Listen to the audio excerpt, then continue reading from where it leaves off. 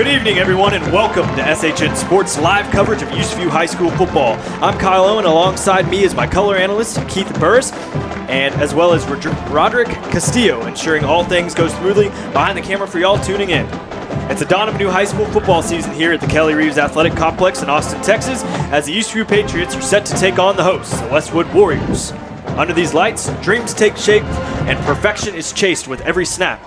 Both the Patriots and the Warriors look to start their 2023 campaign with a perfect record, aiming to leave last season's memories behind. Last season, these two programs matched up against one another to start the season, just as they will do today. The Warriors came victorious in 2022 as the hosting Patriots fell 42-27. As the color gets ready, or the color guard gets ready to enter the field, we'll go ahead and let y'all tune in to the national anthem before we dig deep into the rest of the game.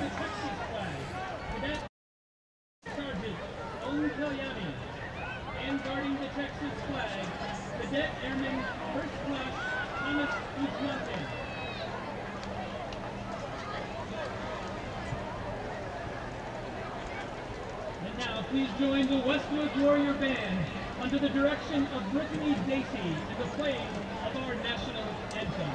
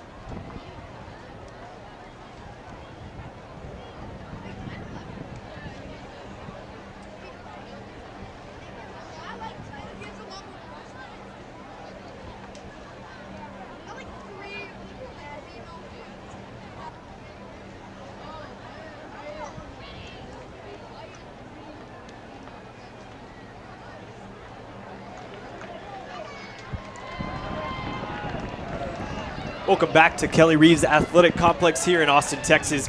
We've got a matchup between Eastview Patriots and the Westwood Warriors. Joining us today my name is Kyle Owen. I'll be your play-by-play announcer, color analyst Keith Burris, as well as Roderick Castillo behind the cameras today. Mentioned that earlier, but as we start things off here as the first game in 2023, last season these two programs matched up against one another again to start the seasons in 2022. Patriots falling in that game 42-27. Patriots continued their their winless streak into the final game of the season before finding the first and only victory of their 2022 season, 46-43 against District 11 5A opponent Leander, who was winless in district play. As for the Warriors, they started their 2022 campaign after a victory over the Patriots on a 3-game winning streak in non-district play, defeating the Austin Maroons and the Bastrop Bears. District 25 6A play would prove more difficult, as the Warriors would only compile one win in district play over the McNeil Mavericks, who went 0-7 in district play that season. The only team finishing behind Westwood in the 2022 25 6A standings was the McNeil Mavericks. Anticipation is palpable as we approach kickoff, only a few minutes away. The captains down on the field. The captains tonight for Westwood: number 10, Owen Norrell; number 6, Scott Hofelman; number 12, Mike Davis; and number 18, Fred Fisher. The captains for Eastview on the other side of the ball: number 16, Ty Blair; number 55 for Eastview, Eunice Kebe, as well as the running back Kareem Edwards and the wide receiver TJ Duncan. All 3 seniors on the left side, and then the quarterback, the only junior in the captain position for the Patriots. All right, Kyle, I tell you, this is exciting. First game of the year. I know last year you were talking about the Patriots. They lost the first game of the year last year to Westwood, and then they only ended up winning 1 game last year. But I tell you, there is a lot of excitement around this Eastview team. Got a lot of young players, and this is a brand new year, and we're ready to play some football. But looking out here, just you see the Patriots with their white jerseys and blue helmets and red EVs on it, and it just looks sharp. It does look sharp. They look brand new, man. And Michael Wall, a new head coach for Eastview in his second season for Eastview and the Patriots. Last year, as we said, 1-9 overall in overall play. As for the Westwood Warriors, Anthony Wood is their head coach as we get set to start the 2023 Texas high school football season. Eastview kicking off to the Westwood Warriors. The kicker for Eastview, Asriel Denias. And it is off. The season has begun. It's going to be caught at the 4-yard line, fumbled by the return man for the Warriors. He'll pick it up. He's got some room at the 20, 30. He's finally wrapped up 42-yard line. And a nice return there for the Westwood Warriors to start things off. Eastview with 2 helmets on the field as the Warriors are able to buck up against some of the guys against Eastview on this kickoff return. A big return there, about 40 yards to start things off. Yeah, that was a good return for Westwood, but now we got Eastview's defense coming out, and heard some really good feedback from last week when the team played, I believe it was Belton, and said the defense really played well. So really looking forward to it here, and it's time to rock and roll. The only captain on the defense for Eastview is Ethan Wesley, the senior defensive lineman. He was not a starter last year for the Eastview Patriots, but this year now in a captain's position, playing the outside defensive lineman position. Behind center for Westwood, the quarterback, number 10, Owen Norrell. The first play of the game will be a handoff draw up the middle to Damani Stewart, the senior running back for Westwood. He'll pick up a couple yards on the play, 2 yards to make it 2nd and 8. 46-yard line, Westwood side of the ball. Yeah, that was a nice play by the Eastview defense. Eastview defense steps up one more time. Another rush down the middle. Going to be another 2-yard gain, maybe 3 on that one, down at the 49-yard line for the Westwood Warriors. It'll bring it a 3rd down and 5, and a huge 3rd down for Eastview to get their season started. A stop here would likely bring some momentum into the rest of the game and maybe even the season. Yeah, definitely. If you can get the stop right here, first drive of the year, it'd be a very big momentum boost for the offense. Felix Avila, the senior DB, stepping back, watching the pass as Norvell will take it himself. He gets hit at the line to gain, but it will get past. He got a yard or two more, 1 yard more that is, as he's down at the Eastview Patriot 45-yard line, 1 yard past that first down marker. That'll be another first down and 10 for the Westwood Warriors. The Eastview Patriot defense lining back up. They'll look all ready to go as they will watch the defensive call-in come from defensive coordinator for Eastview, Barry Bond. Norvell in shotgun formation once more for the Warriors. In the backfield alongside him, Damani Stewart. Snap is going to be a handoff to Stewart. He's stuffed at the goal at the line of scrimmage. He'll get a couple yards on the play, only 2 on first down, bringing up his 2nd and 8. It looks like Caden Childs, number 22, came up and filled the hole right there and only allowed 2 yards. So good stop there by Childs on first down.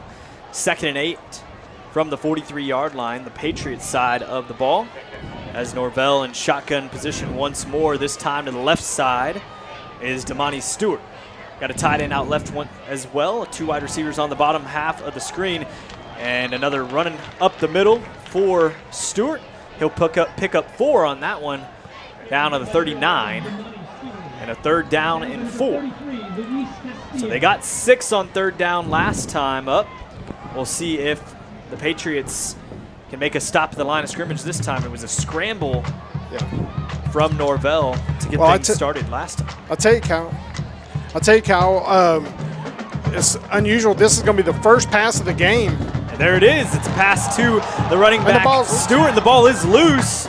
He's on the ground, and a couple helmets on whoever comes out with it on the bottom, and it will be Westwood to come out with the ball on the 3rd down play. I was surprised. That was a nice hit, but I was surprised that he actually had his feet down twice, and, to have that football move you always hear about. But I would have thought that they might have challenged, or I guess you can't necessarily challenge it, but wasn't really a catch. Yeah, but it is ruled a catch, not incomplete. It will be a fumble. A football move made by Damani Stewart as he picks up the fumble recovery on his own. He'll take a rush down the middle for a 3-yard gain down to the 30-yard line, and a 2nd and 7 coming up for the Westwood Warriors. Eastview defense forces their first fumble of the year on the last 3rd down and 4 play, but unable to come away with the football on the ground. Right now, Westwood is just really kind of lining up and trying to run the ball down the clock off. So we've already had almost 4 minutes run off this quarter. 8:18 left in the first. Damani Stewart, another handoff to him. This time he'll bounce outside, but gets stuffed behind the line of scrimmage as the Eastview defense, about 6 or 7 of them in on the tackle. So you hear about tackles and half tackles, maybe a 6th tackle for each one of those guys there, but it'll bring up now a 3rd down and 9, and the longest 3rd down situation the Warriors have faced today. Well, it looks like Vasquez and Childs both came up and just really blew up the line there and made a tackle behind the line of scrimmage. So great job. Looks like Westwood's going to try to pass here. So Norrell, shotgun formation, looks to the left, 3 wide receivers on that side. A pass up the middle to sophomore Drew Norrell, his little brother out there, but the pass will be dropped on 3rd down and 9 from the 32. And that'll bring up a 4th down, and it looks like Westwood's going to keep their offense out there. Well, I tell you, this is a 3rd and 9, so Patriots going to look to try to keep the players, the wide receivers and tight ends in front of them so that they can tackle them short of the sticks. And we have only seen 2 passes so far in the game from Westwood. A lot of runs from the running back Damani Stewart, but nothing more than about 3 to 5 yards on each play. And on a 3rd down and 9 here, a run may not be the best option. Looks like Coach Wood having an argument, and he'll have to take a timeout. I don't know if it's an on-field timeout or if Westwood is going to be charged with it. But there is a timeout on the field as Westwood brings out their punt formation now rather than their first-team offense. So 7:37 in the first quarter. Nothing to nothing as we just got things started here at the Kelly Reeves Athletic Complex. They're moving the ball back, so was there a delay of game? Yeah. Seems like it might have been. So a delay of game, move the ball back 5 yards from the 32 to the 37. The punt team is out. And it looks like for a punter, that probably helped him a little bit more because has a better chance of trying to pin it down. The punt is up. No return man for Eastview as they'll let it drop at the 15-yard line and an Eastview bounce as it goes backwards towards the Westwood side of the field, and it is down at the 23-yard line. So a 78-yard field, a 77-yard field is what Eastview will have to make to find their first points of the season. The Westwood stopped on a turnover on downs, or on a punt after a 3rd down and 9 passing attempt from brother to brother. Owen Norrell to Drew Norrell is incomplete. And Eastview will take over on the ball with 7:28 left in the first quarter. And Eastview's trying to take advantage of about a net 9-yard punt. And the first play of the game looks like it stopped right at the line of scrimmage. May have been a fumble on the play from number 4, Kareem Edwards. Kareem Edwards, the senior last year, on Max Preps, the stats said he had 10 carries for only 19 yards and a touchdown. Last year, Jalen Edmondson, the majority of the snaps behind for Eastview. So the first play from scrimmage, or the second play from scrimmage on the Eastview side of the ball is going to be a quarterback keeper from Ty Blair, who grabbed a couple yards on 2nd down, 4 yards officially. Bring them down to the 27-yard line and a 3rd down and 6. So 3rd and 6, 6:41 in the first. As Ty Blair in shotgun formation. Next to him, Kareem Edwards. 2 wide receivers out wide, left and right. No tight ends as he pumps the pass, and it is deflected by the outside linebacker for Westwood. I believe that was number 38, Moses Rogers, the senior DB, so maybe a nickel back position there. But after 3 downs, 4th down and 6 here in Eastview, it's going to have to bring on the punt team and a 3 and out to start things off for the Patriot offense. And right there, Kyle, that was a good play by the defensive lineman for Westwood. And the punt is going to roll all the way down. Looks like about the 23-yard line. And a good punt there by the Eastview Patriots. Down at the 24, the return man, the sophomore Brian Perkins, had his heels right about the 35-yard line and was unable to chase that one back as the field will flip, and a 76-yard field is what Westwood will have to see to try and find their first points on their second drive. Well, last year you were talking about a 40-something to 20-something game, and just as expected, the defenses both come out and stopped their teams. So 2 teams that had some offensive firepower last year. As we know, Eastview made a switch in quarterback at one point to another, and they switched over to the sophomore Ty Blair, who's now a junior for Eastview. But an empty shotgun set now for Norrell, the quarterback for Westwood. They'll bring over Perkins behind center as well. They'll hand that one off on 1st down for about a 2-yard gain. They'll give him 1.5 on 1st down. So 2nd down and about 8 for the Warriors as the Eastview defense lines back up once more. Yeah, Westwood, the majority of their plays tonight so far have just been trying to run between the tackles. And really, they've been getting about 2 to 3 yards a carry. Eastview's defensive line is doing a good job. And a bunch set here. Yeah. Trips on the right side for Orville. This is going to be a pitch play to Perkins. Gets away from the captain defensive lineman, but will step out of bounds, forced out of bounds, right about the 28-yard line, and he'll pick up about 2, making it 3rd down and 6. The DB, senior defensive back, came up and made a nice tackle there and prevented the runner from getting any yards, but that's what you always like to see out of your defensive backs is the willingness to come up and get your nose in there and make the tackle. And Henderson did just that. So a spread out formation once more. They'll throw the running back out to the right side. Norvell, he'll dump it off to his wide receiver. He'll get a couple yards on the play, but not enough for the first down. It'll bring up a 4th down and 3 for the Westwood Warriors, and the Eastview Patriots maybe with the 3 and out here as Westwood will bring their punt team onto the field. And the Eastview Patriots, after going 3 and out to start their offensive drive, take the Warriors 3 and out, and it'll move it to flip the side of the ball once more, and Eastview will retain possession. 5:24 left in the first quarter. Here's the punt back from the 20-yard line, and it's a pooch punt. This one's going to roll out of bounds, fall out of bounds at the 49, 50-yard line. Let's see where they'll mark it. They give Eastview a nice spot there at the 45-yard line in the Warrior territory. So therefore, they only have 45 yards to go to the infield, and the best field position either team has had all night long. Well, if you go back and look at what's happened, you got to give credit to our punter, Dianis, because by him having that punt and pinning Westwood down, it's just really Eastview's working their way on their side of the field. Shotgun snap for Ty Blair. He'll dump it off to the left side. Incomplete to number 2, Luke Martin, the junior H-back, who is a wideout for most of the positioning today.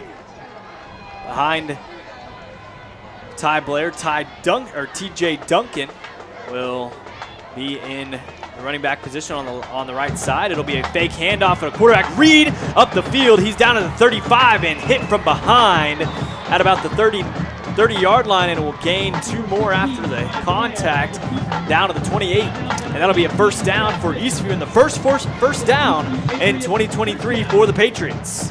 Well, I tell you right now, Blair, that was such a great fake there. I was watching the running back, so that's how good it was. And so trips left for Ty Blair. He'll roll out to his left, sets his feet. He gets a pass off to Luke Martin, but it is incomplete in the middle of the field, as Ty Blair and the Eastview Patriots will line back up for a 2nd down and 10 from the 28-yard line. 4:50 as the clock stops in the first quarter. They've officially gone through 7 minutes. Another shotgun formation, a tight end in that H-back, Luke Martin, as a fake handoff, and they'll dump it off to Martin. He's got a couple yards on the play.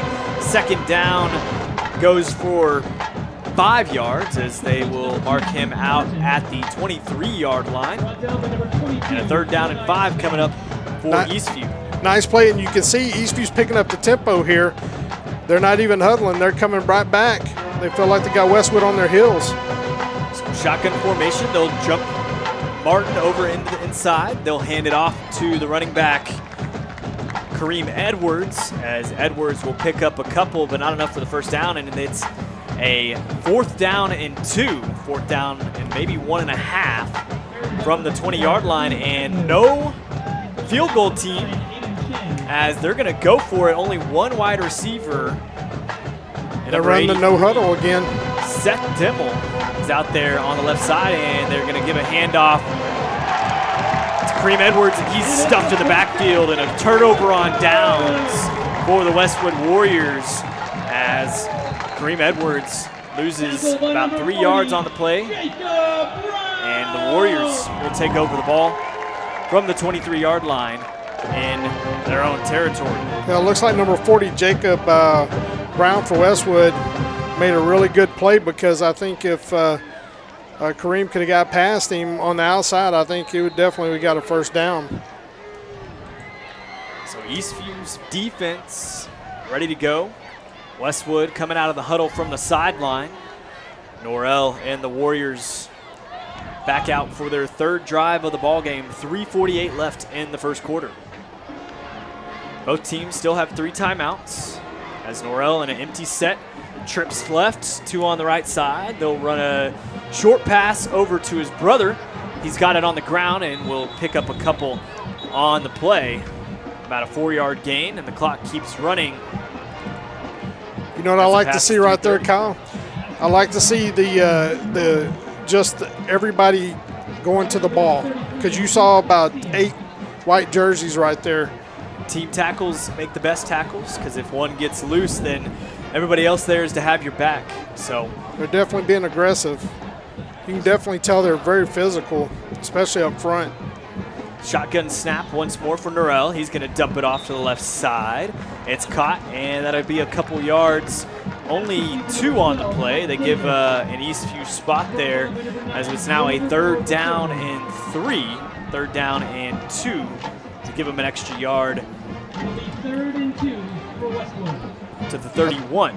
I'll tell you, defense back Grover Moore, on that play, he almost jumped that ball. He just missed it, but he was also the one that made the tackle. I really love the aggressiveness that we're seeing right now from our defense. Shotgun snap once more. He'll roll out to his right side. Norrell dumps it off to the wide receiver for Westwood. He'll be stopped right about the 42-yard line. And another first down for Westwood, their 3rd of the game after being taken down 3 and out on their last drive. Finds a first down here to the 41-yard line, still in their own territory. The clock ticks past right about 2 minutes here left in the first quarter. Still scoreless in the ball game. Your Eastview Patriots and the Westwood Warriors are tied, and a run up the middle from the big running back. He's stomping and rolling. He'll get a couple yards, and he'll get a first down and then some as Damani Stewart able to flip the field, go from the 41 to the 38, but on the other side in Eastview territory. Westwood snaps the ball, and nobody's off the field. Not everybody gets off. A flag is thrown. That's going to be I guess an illegal formation, too many men on the field, whatever you want to call it. He was also beyond the line of scrimmage, so it could have been offside, so we'll give him 5 yards. I think they were trying to run the play so fast they ran it. They couldn't get everybody off the field, but I tell you, that previous play with Damani Stewart, he is a big running back, and when he gets going, you can tell it's going to be hard to tackle him. He rumbled and tumbled through that Eastview defense and broke a couple tackles, finally taken down by the safety for Eastview, number 7, Felix Avila, the senior DB. He's able to wrap him up and get the big workhorse down. He's played almost every single snap for the Warriors. He's not in right now, though. So they figured this out yet? It looks like they're going to put the ball back 5 yards and they put it up 5. So are they going to say that was on Eastview? Yes, Eastview. They didn't have their subs weren't off the field yet. Yeah. When Westwood snapped the ball. I was thinking I saw a Westwood person as well, but I guess not. So snap, first down and 5 after the penalty. It'll be stuffed at the line of scrimmage, maybe a yard on the play down to the 32. And a 2nd down and 4 coming up for the Westwood Warriors. It looks like a timeout is called. I guess switching out the balls for Westwood. So personnel back out on in the field. The running back Perkins back in for Westwood, or Damani Stewart back in for Westwood. Norrell.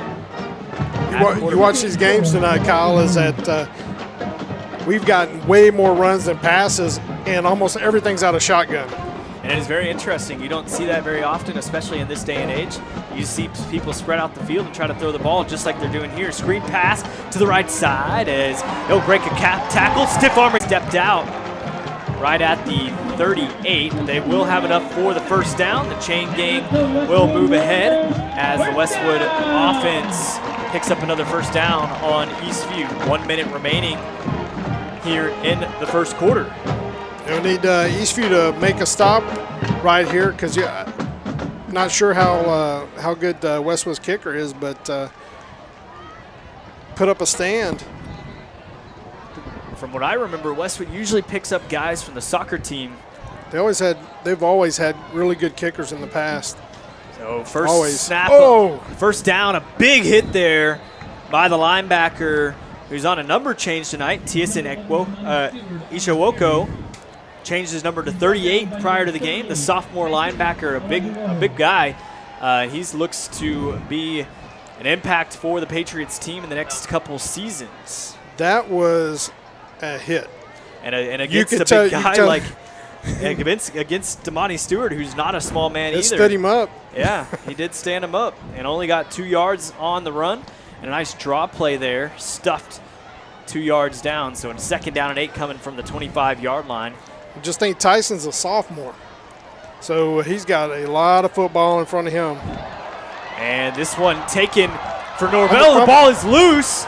And it looks like Westwood, one of the fullback or wide receiver, was able to fall on it. That was Mike Davis, the senior tight end, was able to fall on the ball. And a nice poke out there by the Eastview defense to get the ball. You know what that helped us right there, Kyle, is that it looked like quarterback had a first down right there.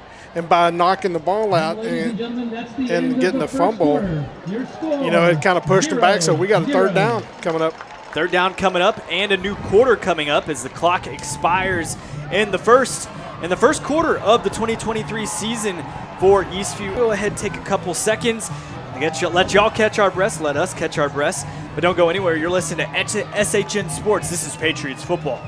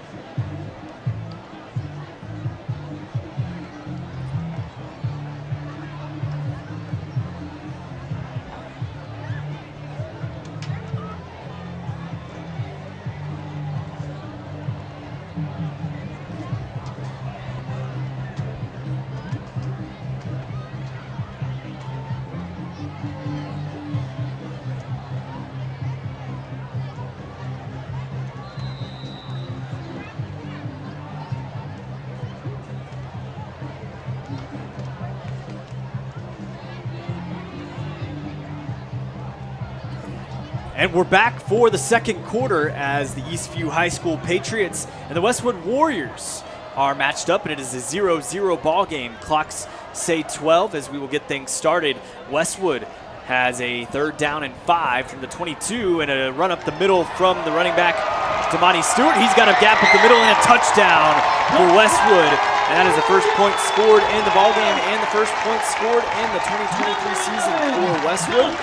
As 6-0 now, the Westwood Warriors lead it, and the PAT attempt will be coming up here momentarily. Kicker for Westwood, number 19, Josh Jack, sophomore. Kick is up, and it is good. A nice toe poke in through the uprights to make it 7-0. Only 8 seconds ticked off the clock in that time frame, but Eastview will get the ball after the kickoff.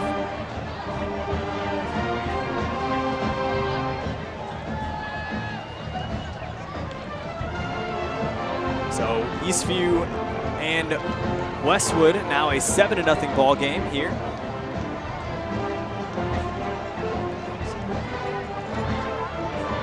We're going to apologize for technical difficulties real quick. The scoreboard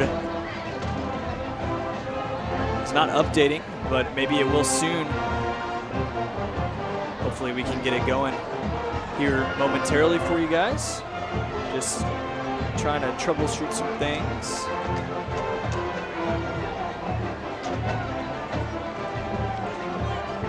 And there we go. A new scoreboard, different spot. We'll move it back down for you guys. And there you go. Awesome. Got it going. Just a little bit of technical difficulties, but we got 3 guys here to figure things out and move it forward quickly. So 11:52 left in the second quarter, first half here to start things off in the 2023 season. Eastview trailing the Westwood Warriors 7-0. The kicker, a sophomore, like I mentioned it, Josh Jack on the extra. Well, last time I won, Eastview had a really good success driving the ball, and a lot of that had to do with the no-huddle offense. It's going to be interesting to see if Coach Wall comes back out and decides to do the same thing. So the kickoff kicker, number 15, Pablo Zavala, senior, kicks it off through the back of the end zone, and that will mean Eastview starts off at the 25-yard line. Get things going here in the second quarter with 11:52 left in the first half. First down and 10 coming from the 25 as Eastview offense, Ty Blair, TJ Duncan, and Kareem Edwards will make their way back out onto the field for their first snaps in this second quarter. Like I was saying, Kyle, is that it's going to be interesting to see after this first play if they just immediately go back with the no huddle or, you know, they decide something a little different. But last time I think Westwood started getting a little tired. So shotgun formation as Ty Blair gets hit in the backfield, but it's a nice catch right at the 50-yard line for Cormac Guerrero, the sophomore athlete, who is in the wide receiver position, and another big sophomore name there that's coming in for Eastview and making an impact here early in this 2023 season. So first down and 10 from the 50-yard line as Ty Blair will take the snap, looks right. He gets a dump-off pass to the running back, and his first reception of the year, Kareem Edwards, will pick up, maybe even lose a yard on the play, as they take it back 2 yards on a wide receiver, or the running back screen. Second down and 12 coming up for Eastview from the 48-yard line. Ty Blair shotgun snap, and that'll be a false start on the Patriots. And it looks like number 59 was the man who jumped there. Don't like to call him out, but Jacob Rodriguez, the man jumping, the captain for Eastview, Yunus Kebe, as he gives him a little shake of encouragement, try to let him know, hey, I got you, but make sure you're not jumping too early. I'll tell you, just a couple plays ago with Blair, I liked how he stands in the pocket and keeps it himself on this one. He's going to bust it outside, get a couple yards. He'll step out right at the 46-yard line after a 5-yard loss on the false start. Moved him back a little bit, and a third down and 14 now after the big pass completion. 10:54 left in the first half. As it's like Westwood's playing back quite a few DBs. Ty Blair, he's got a shotgun snap. He'll roll it out and try to keep it himself. Pushed out of bounds at the 47-yard line on the Eastview side of the ball, or the Warrior side of the ball. And it'll bring up a fourth down in no man's land. So we will see if they'll keep the offense out there or try to punt it away and pin Westwood deep. It looks like the offense will stay as Ty Blair in shotgun formation once more. I think Coach is just trying to throw, get them to jump off sides here.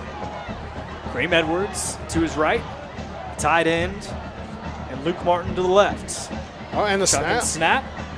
And a deep pass over to the left side, and it's going to be a comeback, but it was caught at the line of scrimmage. They're going to give him the catch, and that's a first down for Eastview. And the receiving side of that one, Christian Mendoza, the senior defensive back in at wide receiver, making a completion on that play. Nice out route there. Blair put it right on the money. And a huge fourth down pickup for Eastview as they move things forward up to the 36-yard line, and it looks like another false start. The flag comes flying, and it may be a timeout has been called prior. So I think that's what they're going to do. They're going to say Eastview called a timeout. Pick up the flag, and they will pick it up. And no damage is done. A first down and 10 will remain from the 36-yard line as Eastview knocking on the door, trying to find their first points of the game in a 7-0 ball game. 10:39 left in the first half as the Warriors lead it 7-0. Well, I tell you, kind of going back to Blair, and just watching him stand in the pocket and be able to throw, put the ball on the money. That play with Guerrero, that was awesome because he threw it in between the corner and the safety and put it right on the money, and Guerrero went up and got it. And somehow I can see a lot of that connection happening this year. Yeah, as a Blair Guerrero connection. And hopefully we'll have another year of it as well if it works out, because Guerrero being a sophomore and Blair only being a junior, this team, everything is looking up for the future of Eastview Patriot football. Sophomore, or a senior behind in the backfield, and Kareem Edwards as well as TJ Duncan, but some other names around the team as Ty Blair, shotgun snap, he'll roll it out backwards, gets it off to Guerrero once more. Couple good cuts up the middle. He's got 10 yards and then some, and a first down and 10 now on first down and 10 for the Eastview Patriots, and a nice gain there of about 15 down to the 23-yard line. And Eastview running a no huddle once more, trying to hurry things up as Ty Blair relays the play to the offensive line. 10:25 and counting here in the first half. 7-0 Warriors leading it. Here comes the snap. They're going to hand it off to the running back, Edwards. Edwards gets about 5 on the play, and 5 it is as they mark him down at the 18-yard line from the 23. That'll bring up a 2nd and 5. Yeah, that previous play that Guerrero had, it had kind of a screen pass feel to it, and they got a lot of good yards, another connection there. And a good one there for Guerrero once more, and another first down for Eastview as they pick up 8, and it looks like there may have been a fumble rolled into the end zone. I don't think Guerrero thought he ever got down. May have rolled over on it or a fumble and picked it up and ran it into the end zone, not sure. But either way, a first down and goal here from the 9-yard line, 9:48 and counting as Westwood leads it 7-0. Eastview knocking on the door. Here comes a quarterback keeper from Ty Blair. He'll get stuffed behind the line of scrimmage, losing about 2 yards on the play. Brings up a 2nd and goal from the 11. Mentioned that connection already from Guerrero from Blair, and it's seemed to be working out so far. I guess it's something nobody's really seen on tape. Wasn't able to pick it up. Looks like most eyes are on TJ Duncan. Another handoff to Edwards up the middle. He'll bust it out to the left side. Pick up about 5 on the play, down to the 7-yard line. Well, I'd say just talking to a lot of different people that have ran across, Guerrero's name came up today. They had some folks tell me, hey, watch this kid. Watch him, and I tell you, you can tell he has a ton of talent. A lot of Blair's speed, putting it on the money. Quickness as well. Yep. Comes shotgun snap from Blair. He'll roll it out to the right side, looks left, pump fakes. He's got a pass in the end zone. It is caught. Touchdown. As Luke Martin with the first touchdown catch of the season, and it is now 6-7. Eastview trailing only by a point, and it looks like the offense will stay on the field. They're going to try to take the lead here early in the second quarter. So 6-7. That was a nice pass by Blair. And one of the things you can't discount either, Kyle, is on that play, what did you see? You saw Blair go back and just kind of canvass the field. He made a good decision, but what about the pressure on him? There was none. Yeah, that was a great play. Did a great job there, and here comes the kick up, and it is up and good for the extra point. And it is now a new ball game here with 8:34 left in the second quarter and in the first half. So we have it all tied up. The Westwood Warriors and the Eastview Patriots at 7. Don't go anywhere. We'll be right back. This is SHN Sports Patriots Football.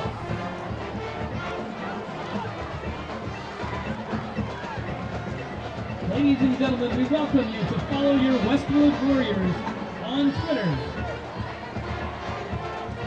It's at WWHS Warrior on Instagram and at Warriors Football. Post your best Warrior fans photos each week, and we'll pick one lucky fan who will be the proud winner of 2 tickets to the next home game. So get social, and the winner will be announced during the 3rd quarter.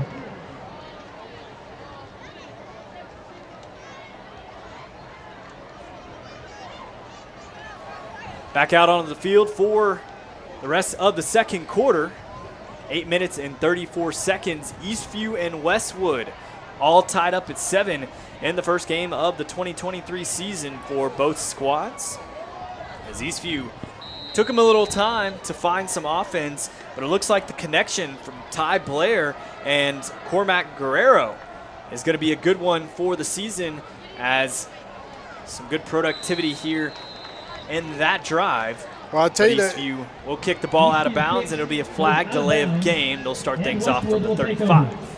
Now, what I was going to say is that Luke Martin, I've heard that him and Blair have a really good connection too, so don't be surprised if you see a lot of that as well. I was actually talking to Luke's father the other day, and he was really excited about the season and really excited about his son playing, and I bet you he's jumping up and down in the stands right now. Son on opening night gets a touchdown, so that's awesome. And a lot different game than last year as well. If you look at the 2 seasons for both squads, both a little lackluster, as we know, Eastview 1-9, but they're coming out this year 7-7 against the Westwood Warriors, who gave them a run for their money last year and almost a 20-point win over Eastview. Now we're looking at a new ball game here in the 2nd quarter, so I guess we'll see how things go and continue this ball game, but things are looking a little more positive for Eastview so far in this one. So in the backfield once more for the Westwood Warriors, Owen Norrell. He's going to hand it off to the running back Stewart, as Stewart will get up about 5 yards on the play. And Stewart, he's going to be a workhorse all year long, but that wasn't Stewart on the run. That was actually Xavier Sutton, the junior running back, as Stewart now back out on the field. Well, I tell you, when we look at that drive that Eastview just had, if you go back, they're running a no huddle. I think they've found something here, and they've started getting into a rhythm. And now it's up to the defense to make a stop. And Norrell, he's in the backfield, has to twist and turn, and that's it. Oh, and interception was so close, as the defensive back, Jordan Henderson, the senior DB cornerback, just the ball in his hands, had it, just couldn't come up with it, and I guess that's why you play defense. Well, honestly, when you're out there by yourself and that ball comes, it's not you know your mind's like, okay, I got to get that, but that was still a really good defensive play. The defensive line got really good push, and it caused that throw. Norrell had really nowhere to go. He was just turning and spinning, and with your back to the field, I mean, like, you can't get off a good throw, and it was a good job there by the defensive line to keep the pressure. And a timeout will be called by Westwood, 3rd down and 5. 7:54 left in this 2nd quarter, the first half. Both teams down now to 2 timeouts left in the half. Can't take them over to the next half, so you might as well use them. So it's going to be interesting to see what Westwood does on this next play, because you know they've gotten most of their success so far today by running the ball, and you know, are they going to try to spread it out and throw it, or do they spread it out and try to run it? But I guess that's why the coaches are down there and I'm up here. Yep. Well, some of the coaches are right next to us. But hey, I mean, it's, you know, the way that this game has been going. I mean, obviously Westwood showing Damani Stewart. I mean, he can run the ball and he can move those legs and get upfield with some power. But looking at it, I mean, Eastview, they seem to have all the answers right now, and Norrell, he can't get a steady ball out. It doesn't seem like the offensive line for Westwood just not giving the protection in the backfield that the running back and the quarterback need. That's why I'm thinking, they might give it to Stewart. So if I'm Eastview, I'm definitely watching Stewart and see what he's doing. This there one, he goes. Hand off to Stewart. He's going to break a tackle, breaks another tackle, runs through a couple guys, and gets about 11 on the play. Now a first down and 10 from the 46. Looks like we got a flag. I think Westwood. Number 33. Calling it. Probably that's going to be maybe a personal foul. I think that's going to be a personal foul. So he's coming off the field. Number 33, Luis Castillo, getting called with a personal foul. And that's another 15 yards on the play on top of the 11-yard run. So about a 26-yard net on that one for the Westwood Warriors. And we hadn't seen many penalties so far. We saw the delay of game. We've seen 2 delay of games and an offsides from Eastview. And it seems like right now those are the only thing that Eastview just needs to clean up. It's a little bit of the discipline side of the ball and reduce penalties, because the only reason Westwood has been able to keep up some of their drives are those penalties. Well, another thing on that particular play too, we had a defensive player that came up and had Stewart, but Stewart, I think you're going to have 2 or 3 guys tackling. It's hard to, he's such a big kid and he's a strong kid, and he's just hard to bring down. In the backfield once more, Norrell, Stewart. They're going to hand it off to Stewart on an outside run, and this one may be called back for holding, and I think that's what it will be, as the tight end for Westwood, Mike Davis, giving a little bit of consolation to the center, number 50, Johnny Zong, the junior offensive lineman, who maybe got caught for holding there. See what the call is here momentarily. It is a tied ball game, 7-7, 6:26 remaining in the ball game. That was holding on Westwood. You called it, Kyle. So there you go, 5 yards for the defense. I think that's going to be a 10-yarder, or is it 5? Should be 10-yarder. It's 10 yards. Been a minute. Did you brush up on my rules? So 10 yards on the holding penalty. Now a first down and 20 coming for the Westwood Warriors, down on the Patriot 49. This one becomes a lot more manageable for Eastview, especially after giving up the 15-yard penalty on the personal foul from Luis Castillo.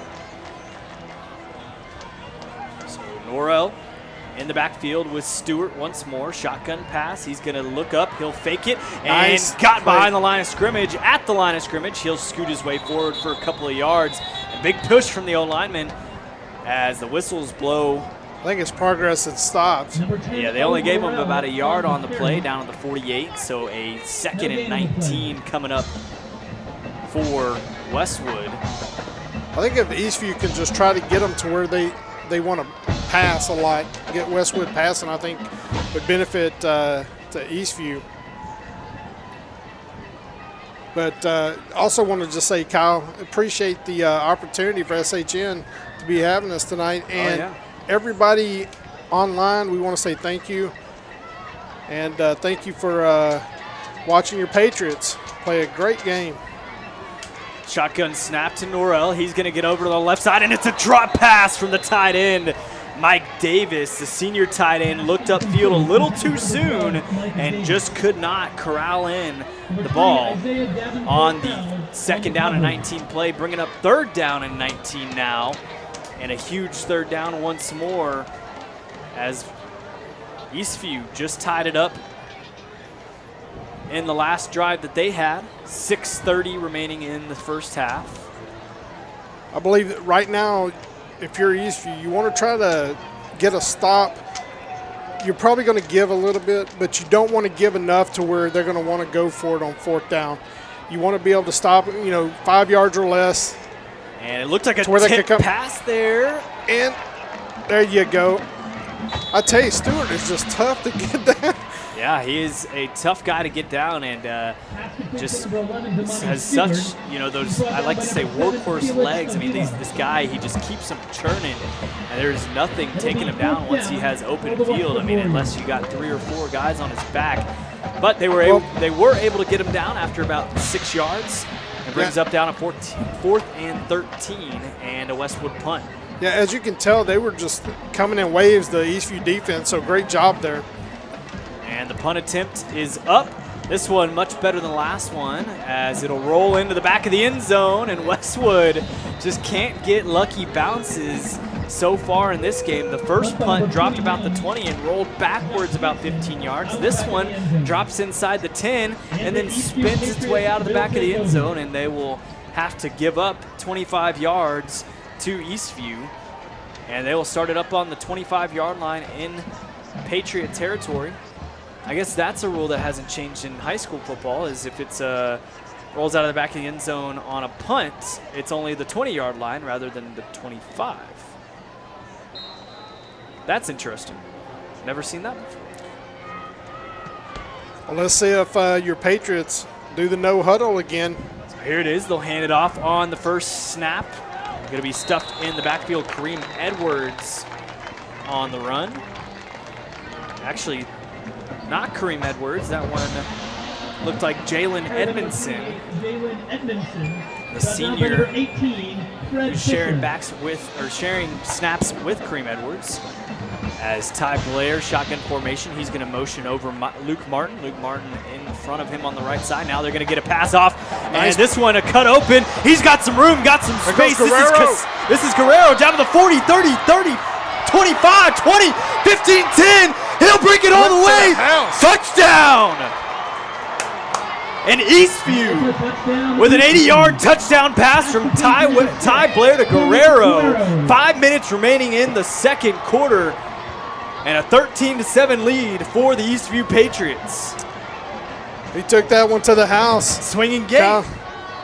Doing the swinging gate. Let's see what happens. Oh, here we go. We're just try to see how they would line up. That's always exciting to see that, because you're like, okay, what's going to happen? But there you go again, Blair to Guerrero. And I think this is going to be a very special connection all year. Guerrero with an 80-yard touchdown reception from Ty Blair. And the kick is up and good, and it is 14-7. Your Eastview Patriots take the touchdown lead with 5 minutes remaining in the first half. The Westwood Warriors, their offense didn't get a lot of a break. They're going to have to come right back out on the field. That means the Eastview defense will as well. But before they do that, don't go anywhere. You're listening to SHN Sports. This is Patriots football.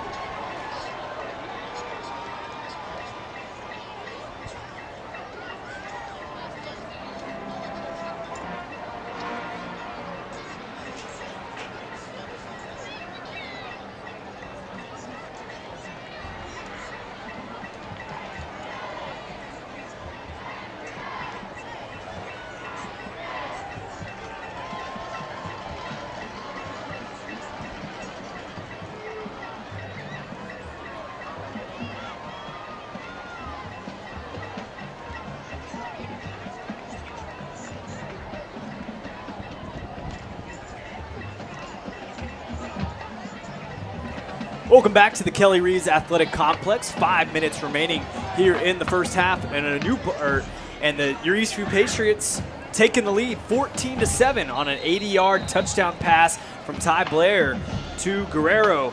And the sophomore coming out as Corey Guerrero, he's been able to run up and down this field on the Westwood offense, and another delay of game kick from the kicker, number 44. Westwood will take over.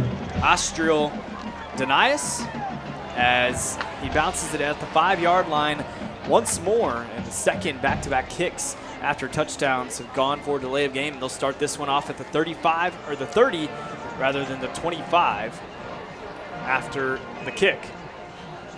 Well, Kyle, like we were talking about during the break, the Patriot offense is really starting to gain a rhythm here, and you can't take away the fact that the defense, after our offense scores, the defense is shutting down Westwood and keeping getting our offense out there on the field. The Westwood offense So really hasn't been good able to rhythm. find much. Shotgun formation again for Owen Stewart in the backfield. They're going to let Norrell have this one. Dump it off to Stewart. He'll drop the ball, and all over it on the play, Caden Childs, linebacker, nickelback position right now. Yeah, looks like on the tackle. Norrell, when he threw that ball to Stewart, it was probably down around his knees, so he had a hard time picking that one up. So Caden Childs on the pass breakup, pushed over by Childs, and Westwood shotgun formation once more. 2 wide receivers on the right, 1 to the left. This one's another shotgun pass. Norrell, he'll step up into the pocket, keep it himself, and a tackle once more from the listed linebacker, playing corner currently, Caden Childs. He'll get back-to-back plays, as it looks like he'll be a good nickelback option for the defensive side of the ball. Brady Bond, defensive coordinator, use him anywhere he can, spread him out all over the field, and maybe the guy that will be covering Stewart and the majority of the running backs they'll be facing all season. Yeah, Childs is really, we've called his name several times tonight. He's all over the field. So back, shotgun formation, 3rd down and 7. This one a deep pass, and it is dropped. Oh, And intercepted. He's got it at the 40. He's going to take it back past midfield. He's got some room to run, but will be tripped up on the play, and there is a flag down, and it's the brother of quarterback Owen Norrell. Drew Norrell drops the pass on a wide open pass, just bounces on his helmet, and a look of disappointment on him. Coach Wood coming up to him to give him some encouragement, tell him it's okay. But that was a really good pass, but I don't know who the penalty is going to be on here, but Eastview should have the ball. Eastview will definitely have the ball. Coach Wood already has his defense out there. Oh, Looks like Westwood. It's against Westwood. Oh, offsetting penalties. I think they had 1 and 1. I think maybe some pushing and shoving may have been having during that play. I mean, that's a big turning point right there, and maybe Eastview can take this into the half with another score and some momentum. Go up by 2 scores before we get to halftime, and try to take down the Westwood Warriors out of 6A, as this 11-5A squad is looking good so far. Well, I tell you, with just the defenses keeps giving the ball back to our offense, so in the last few drives, our offense has really started clicking.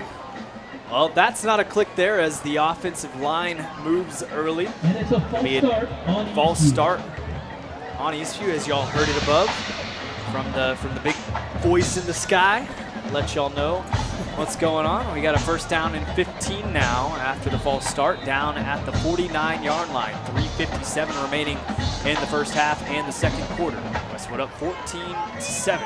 Or Eastview up 14-7. Ty Blair, shotgun formation. He's got plenty of room. He's going to dump it off to Luke Martin. Luke Martin, he will lose about a yard on the play, down to the 45-yard line from the 44. So a 2nd down and 16 now coming up for Ty Blair and the Eastview Patriots. So they're saying it's 3rd down. The field says 2nd down. The scoreboard says 2nd down. Voice in the sky says 3rd. I'm going to go with the field. So 2nd down and 16. Ty Blair, shotgun formation, gets the snap. He's going to dump it off, and that one's just over the hands of the DB. Gets a hand on it, just can't get it to the wide receiver, TJ Duncan.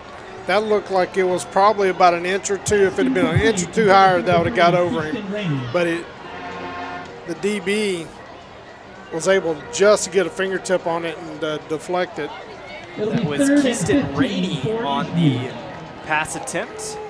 Unable to come up with it. 3rd down and 16 now from the 45. And a pump fake left as Ty Blair rolls out to the right. He'll look upfield, doesn't have anywhere to go. He's going to throw it upfield before he steps out, but they're going to say he did step out. So he lost a few yards Lost there. about 5, and it'll bring up a 4th down. Number 18, Daniel Brown. And 21 if they spot the ball there, and they will. So if down from the 15, the yard to gain is the 29. So no punt team. It is no man's land. If your punter can get it out there, then it's not really worth it to kick it that way. You think they're just going to throw the ball downfield and see if? I wouldn't blame them.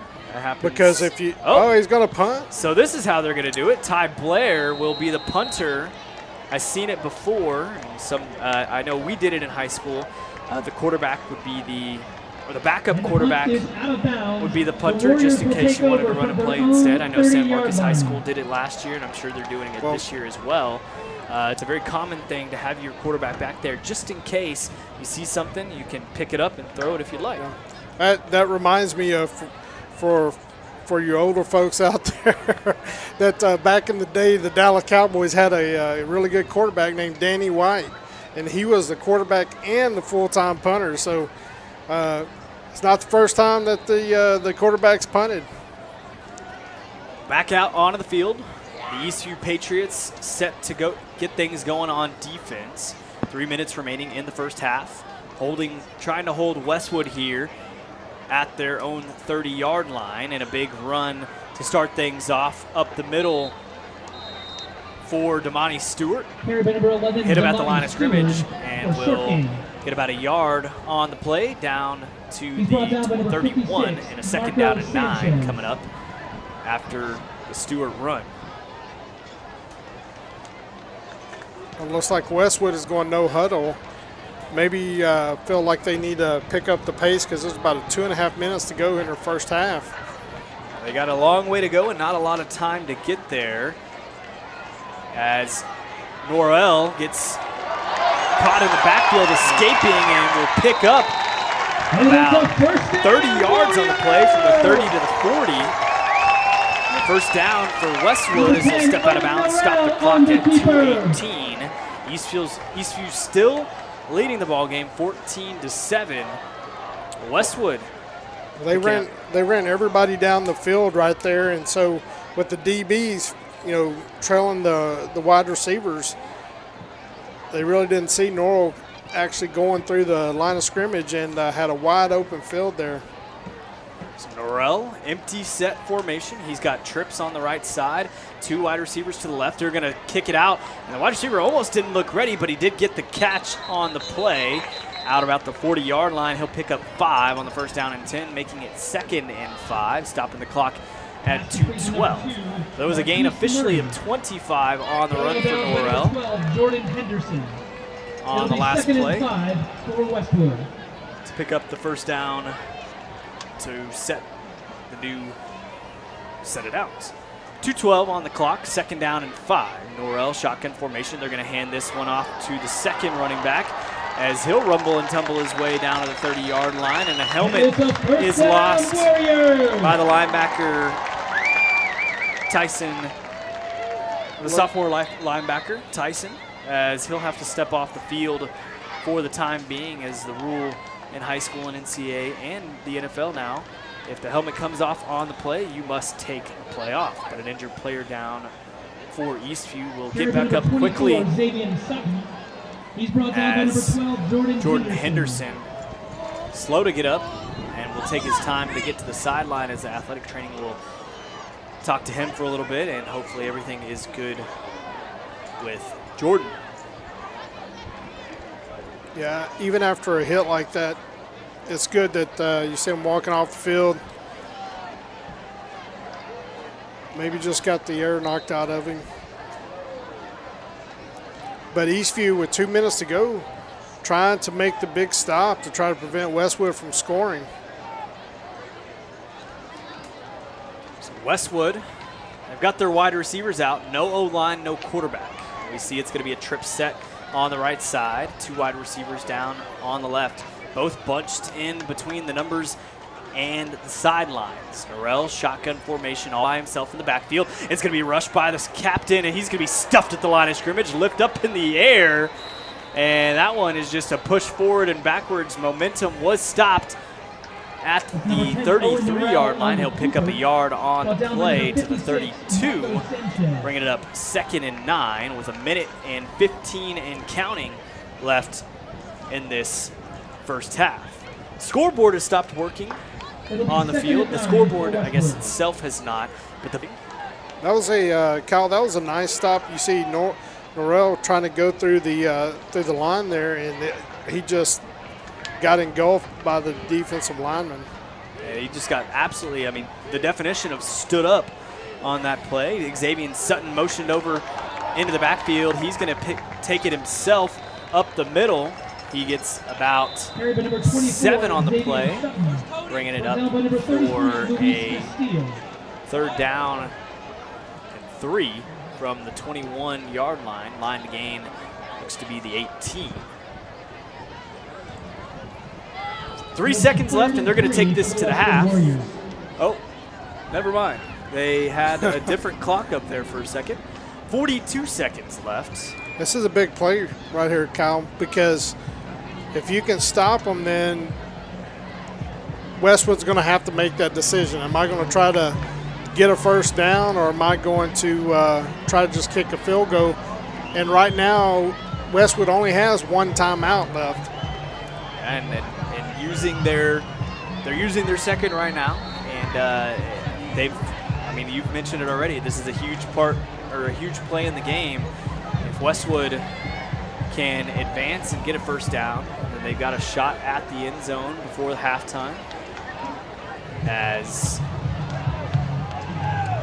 somehow I get the feeling that number 11 is going to touch the ball. I have a feeling too. They're going to run them probably right up the middle of the field, but only time will tell. Got 2 wide receivers on the top and the bottom for Norrell. They're going to take this snap in. If they can't off to Norrell, and they dump this one off on the left side and pushed out of bounds on a nice quick screen play. Brian Perkins with the reception. Short wide receiver picked it up right about the 20 and picked up about 5 on the play. Be down at the 19. So first down and 10 from the 19. Line to gain is the 4-yard line. 37 seconds remaining in the half. Westwood will take their third and final timeout, or maybe it is an on-field timeout. That was a nice. Coach Wood didn't look happy. That was a nice wrinkle there by Westwood, because they've been just giving the ball to Stewart when it gets the third down, and really haven't had a ton of success passing the ball. And that was more of just kind of a short pass, a little out route, and really kind of it wasn't what. I think the defensive linemen as well as the linebackers all probably crashed in, and there was nobody in that FCS zone, that flat curl and seam, and nobody was ready for it there. The DBs were occupied getting everybody out on the outside, and got a similar formation going right now. They're gonna motion out. Perkins nice. A big sack in the backfield as Norrell is taken down for a loss of about a half a yard. Norrell on the keeper for no gain. 40. And it looks like Westwood will now take their final third and final timeout with 30 seconds remaining here in the first half and the second quarter. 14-7, Eastview leads it as Westwood has about 15 yards to try to tie this thing up. Well, that was a nice play by Jaden Smith. It seems like some of their pass plays, some of the most successful ones, even are the ones that they don't pass it because they're really intending on passing it. And Norrell is trying to just get out of the pocket and trying to run, and he's had some good runs tonight. But Smith, he was able to basically prevent him from going anywhere. And by them calling their timeout, you got 30 seconds, no timeouts. They can still get a first down and stop the clock. But if you're Eastview, they're probably either going to attack the end zone or they're going to attack the sidelines. Yeah, and Eastview has been doing a good job of getting in the backfield. The offensive line for Westwood struggling tonight, as Norrell has been beat up back there, and Stewart really the only player with some yards on the ground, as Stewart will dump this off, or Norrell will dump this off to the left side, and it won't be caught by Murray, as this one falls short right about the 5-yard line, and it brings up a third down and 11. That probably helped Westwood more than anything, because if he'd have caught that, then the clock would have just kept running because that wasn't past the first down marker. So they would have had to hurry up, back up to the line, and probably spiked it. Marquise Murray on the left side at the bottom of the screen. Up top, 2 wide receivers. Norrell, shotgun formation. He looks left. He's going to try to get to Murray once more, but dropped on the play as the defensive back there for Eastview, Lord Espino, will get the pass breakup. Eastview did exactly what they wanted to do in that situation. They just wanted, it's like, we can give you some yards, but we're not going to let you get into the end zone. Now a kick attempt for Westwood.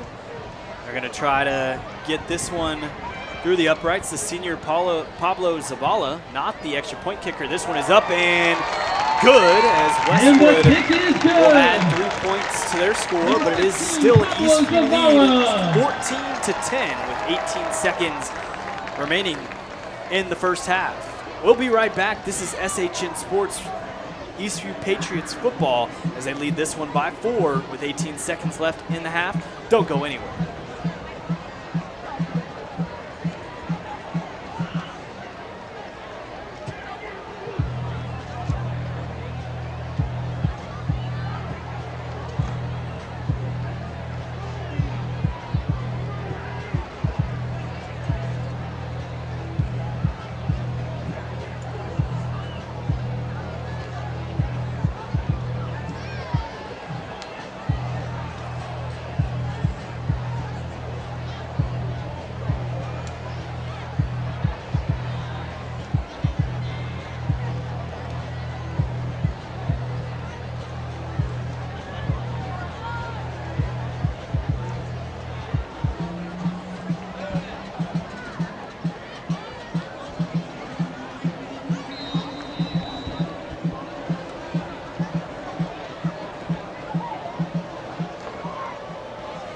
Seconds remaining here in the first half at Kelly Reeves Athletic Complex. The Westwood Warriors trailing your Eastview Patriots 14-10 as the kickoff by Zavala goes through the back of the end zone.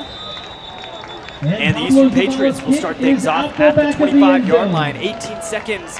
I'm sure they will maybe take a couple of plays, not try to risk anything, a fumble, interception for touchdown. You don't want to give up any more points here in the first half. You have the lead, especially after losing to the same team last year on the first game of the year by 20. Having a 4-point lead heading into the half looks great. So you want to keep that lead as much as possible going into the first half. So we may just see a kneel here and take it into the half, but Eastview does have 2 timeouts, so we'll see what they do. Yeah, you don't want to give anything. You don't want to risk anything as far as trying to give a little momentum to Westwood, because Eastview is going to get the ball to start the second half. Shotgun play. They're going to run this one up the middle. Get a couple of yards on the carry from the running back, Kareem Edwards. Kareem Edwards able to pick up about 8 on the play, and they'll call a timeout. Eastview Patriots. Timeout, Eastview. Call it a timeout. It should be a quick one, about 30 seconds, with 7 seconds remaining on the clock. And an 8-yard gain from Kareem Edwards, the senior captain for the Patriots. Gets it down to the 34-yard line. Got a long way to go to find the end zone, and only 7 seconds before the half. But Eastview will have the ball when we get back from the half. That's something to look forward to if you're the Patriots offense. You get to take the opportunity to take the locker room and assess everything that has already been going right. I haven't really seen much of anything that Westwood can do that has been much better than what Eastview has shown all night long. Eastview's been able to move the ball well. Only a couple of errors here and there to end drives, but for the most part, Eastview's been able to move the ball. And Ty Blair has been making some good connections with his wide receivers. Yeah, I think Eastview would probably be very satisfied with the first half. As Ty Blair takes the snap and he gets it dumped off with 2 seconds left, and they're going to call timeout with 2 seconds left on the clock. Westwood pointing at the clock saying it hit zeros, but they called the timeout. Yeah, they called the timeout. Well, another thing, too, is typically when you get that first down, the clock should stop. I think that's a new rule in high school football this year. They changed that? I think they changed it. Right. I think it's, I don't know if it could be just like it is in the NFL where it's within the time constraint. I'll have to look into that, look into the UIL rules. But I know there was a rule change this year that prevents first down for Eastview with 1 second on the clock. Now. So, and we'll get that down pat. There's always different changes that happen every year, and but right there, either way it goes, there's still 2 seconds left when he did catch it, and they did call timeout. So we got the last play here, and I think they might air one out. And the Westwood defense thinks so as well. They've got quadruple wide receivers on the right side. They're going to dump this one off and try maybe a hook and ladder situation. They're going to cut the field, try to come back up, and finally, and the ball is on the ground. Offensive lineman for Eastview looks like he dove on top of it, and I think they're going to have the ball. I'm surprised they didn't call that, because if you look at the defensive lineman picked him up and looked like he just slammed him. Yeah, that's a roughing penalty these days. It doesn't matter who it is. You can call it offensive. Because if they would have called a penalty there, you would have at least got one more play out of that. But either way it goes, Eastview should be happy with the way the first half went. They're ready to get back to work. There isn't a single player out on the field anymore for Eastview as they make their way into the locker room and the bands make their way out of the field. We'll take a couple minutes and come back with a little bit of our thoughts during halftime, talk about it a little bit, see how Westwood, how Eastview can continue their success against this Westwood defense, and how the Eastview defense can continue their stoppage of the Westwood offense. So go ahead, take a quick break, but don't go anywhere. You're listening to SHN Sports and Patriots football.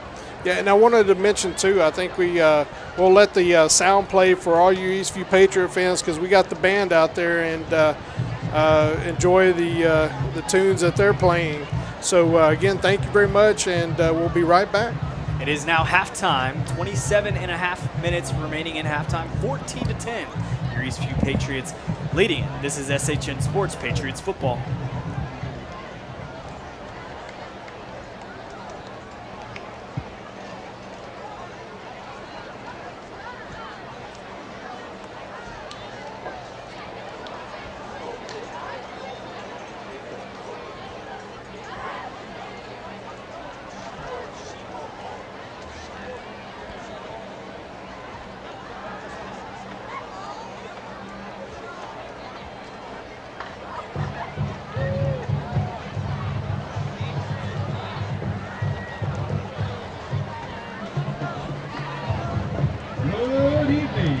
Eastview High School and Georgetown ISD are proud to present those darlings of Georgetown, Texas, the award-winning Sparkling Dance Team.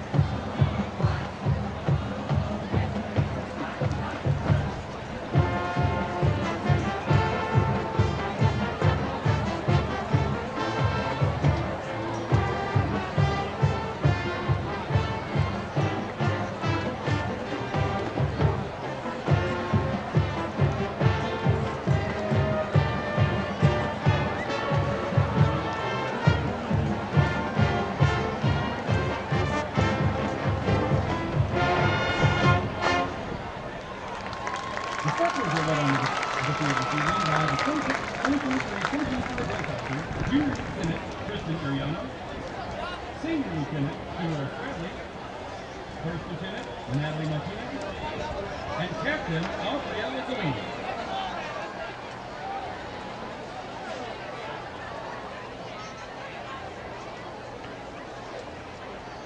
Sparkler social officers are Caitlin Othello, Ariana Pena, and Avery Corbett.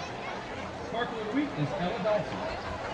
Tonight, the Sparklers will perform a streamer routine to the Circus Up hit Gio Matapo. Take it away, Sparklers.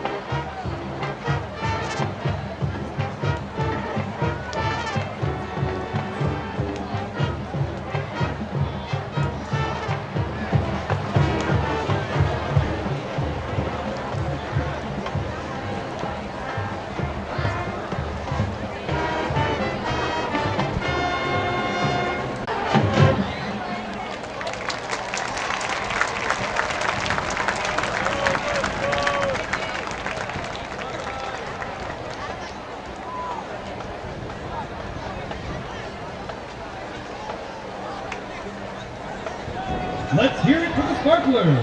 The Sparklers dance team is under the direction of Ms. Tracy Melinda, assisted by April Payne and Aleda Aguirre. The Sparklers managers are Hadley Padalecki and Mary Steve. The Sparklers would like to wish the Westwood Sundays good luck with their competition season this year.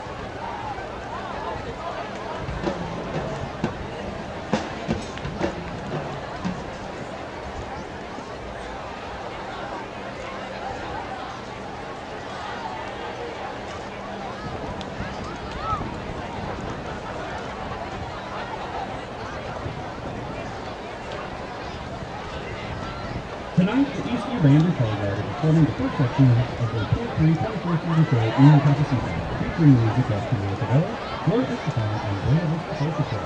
The soloists tonight, Bradley Belcher and Xavier Montgomery. Let's hear it for the Eastview Patriot Band. And now, under the key direction of drum majors Annabelle Mulholland and Lola Osse, we proudly present the Eastview Patriot Band.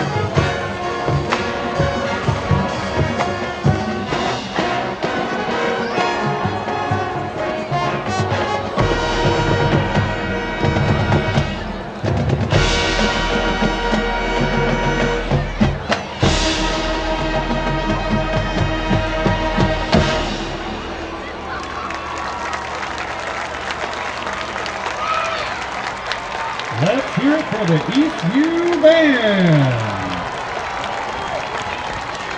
Band section of the week is the flute section.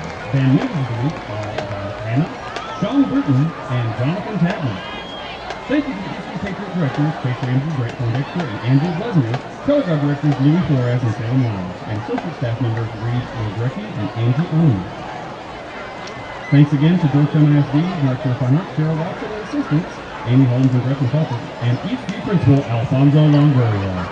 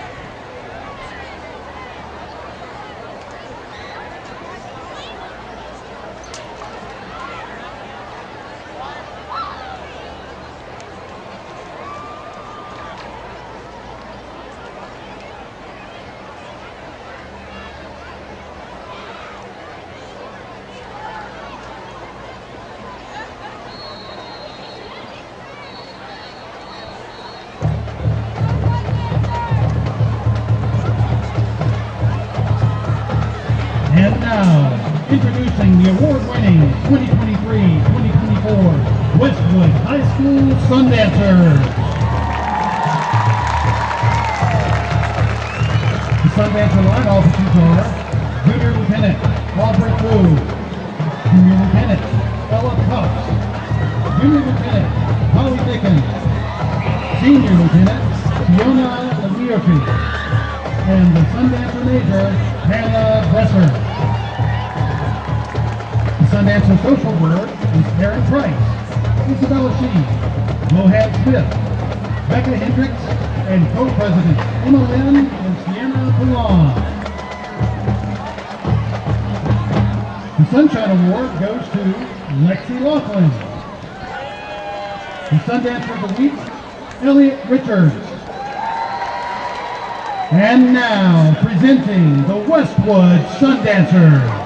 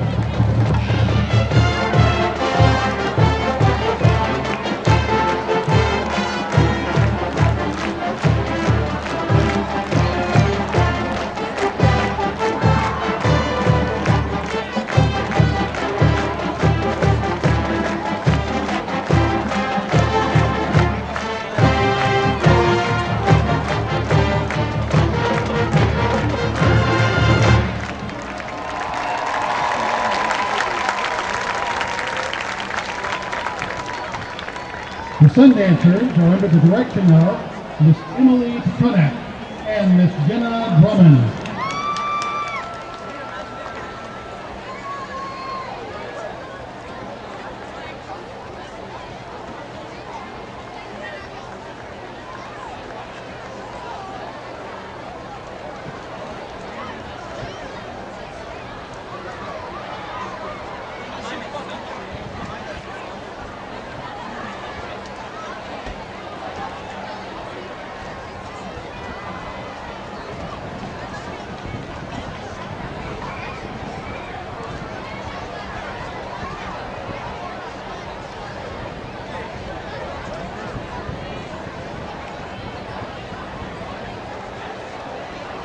Good evening.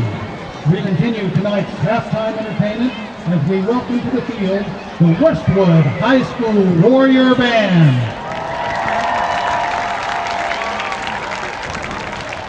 The Warrior Band will be performing our spirit show to I Want You Back and part one of their 2023 competition show titled Birds on a Wire. Birds on a Wire is inspired by how birds sitting on telephone wire look like music.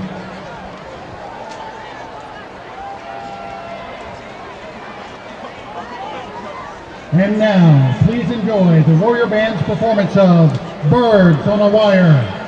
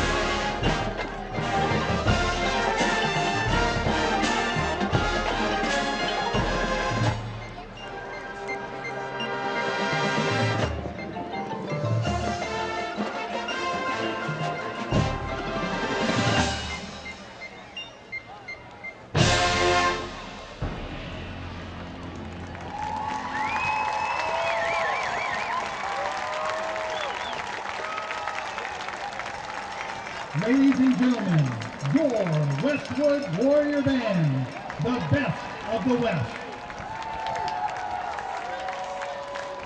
Drum majors for the Warrior Band are Daniel Chen, Sophia Davila Ramirez, Constantine Jurisic, Henry Sedbury, Grace Graham. Directors for the Warrior Band are Thomas Turpin, Brittany Dacy, Brandon Enter. Percussion Director, Mikey Sheeran. Color Guard Director, Mark Estradi. Section of the week is the trombone section.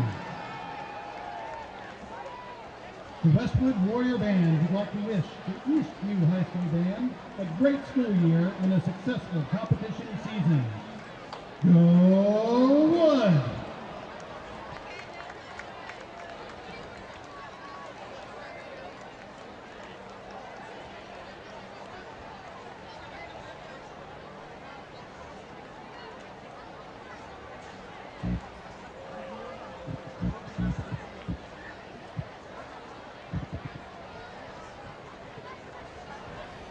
Welcome back to Kelly Rees Athletic Complex. I hope everybody enjoyed the halftime show. We're about 2 minutes out until the third quarter begins. Eastview leading this one 14-10 as the Patriot offense has been able to put up 2 touchdowns and a surprise and a new wide receiver athlete position, Cormac Guerrero and Ty Blair, a nice connection that we are hoping to see for the rest of the season and hopefully the rest of the game as well to keep this lead.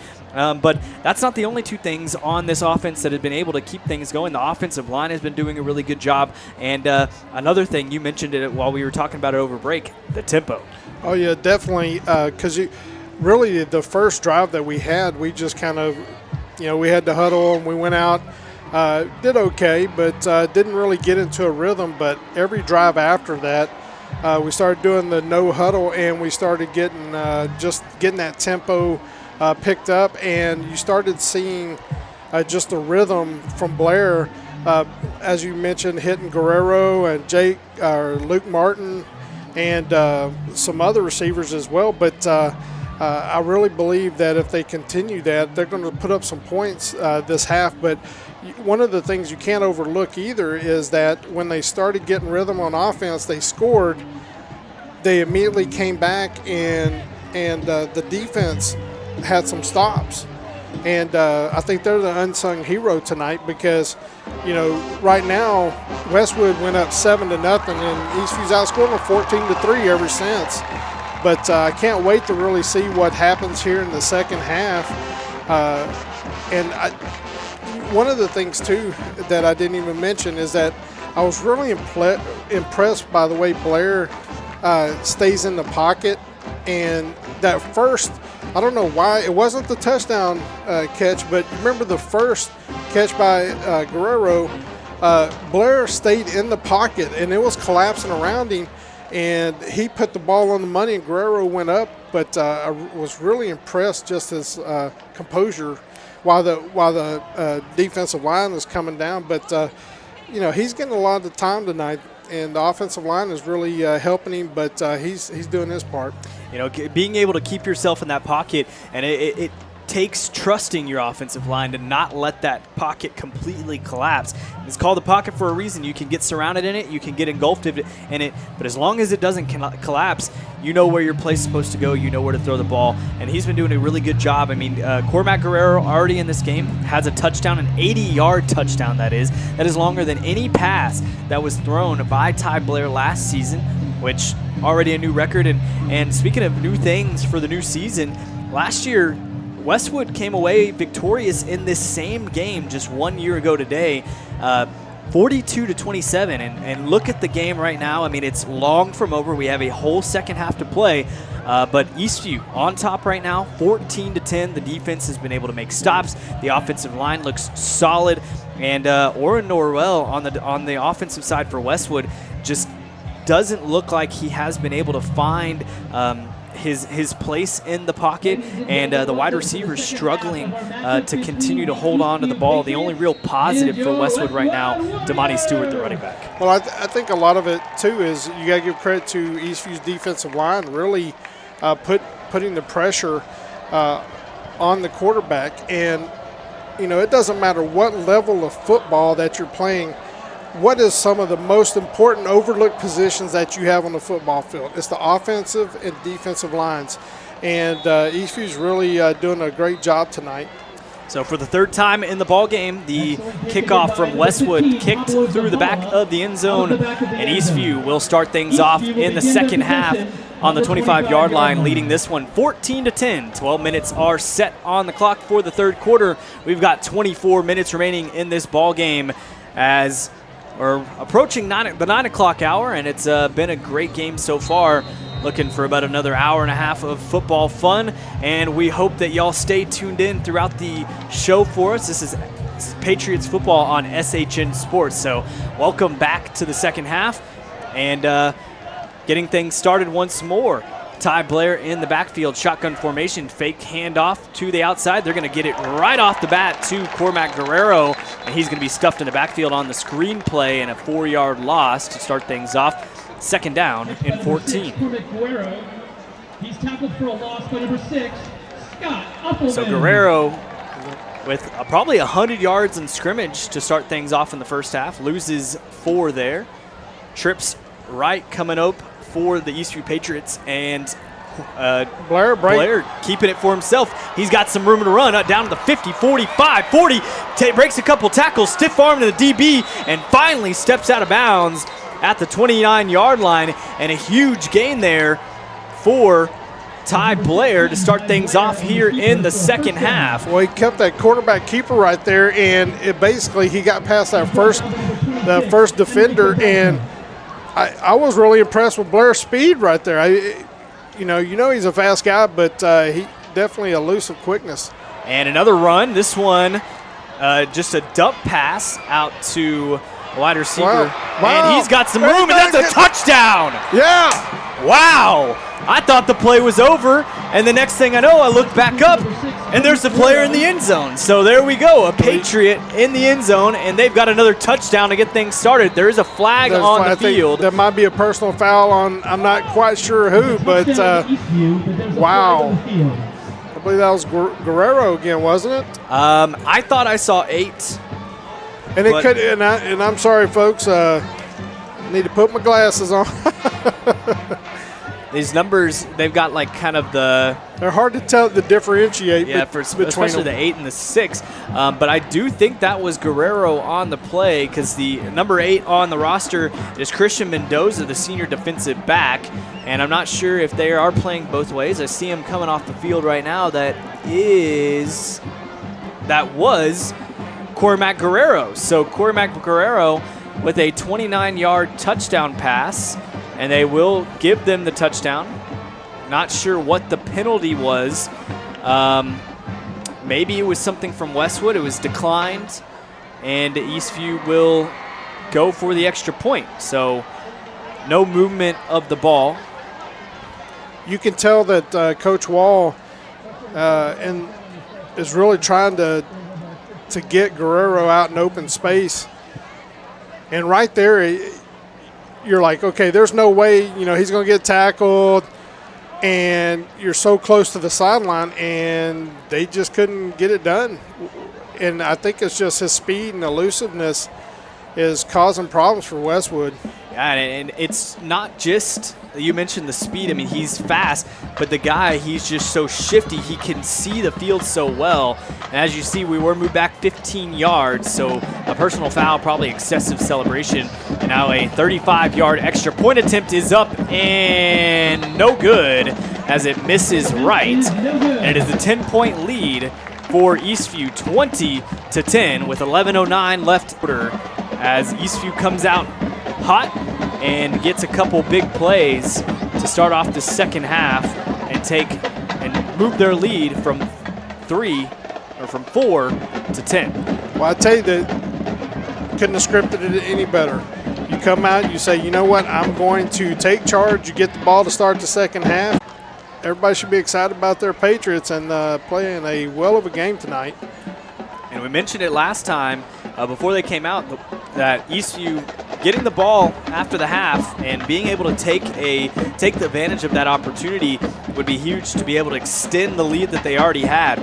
They did so just there, and now the Eastview defense, who has been dominant, pretty dominant all night long, will make their way back out onto the field after the kickoff to try to stop Orrin Norwell and Damani Stewart and the Westwood offense. I'll tell you, this is fun. This is really fun, and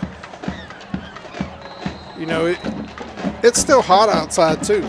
Oh, you know, yeah. and I tell you, you know, you got to give it to all the both teams and the coaches and everybody in the stands and everything. Hope everybody's drinking plenty of water. But Eastview just seems like they got a lot of energy right now.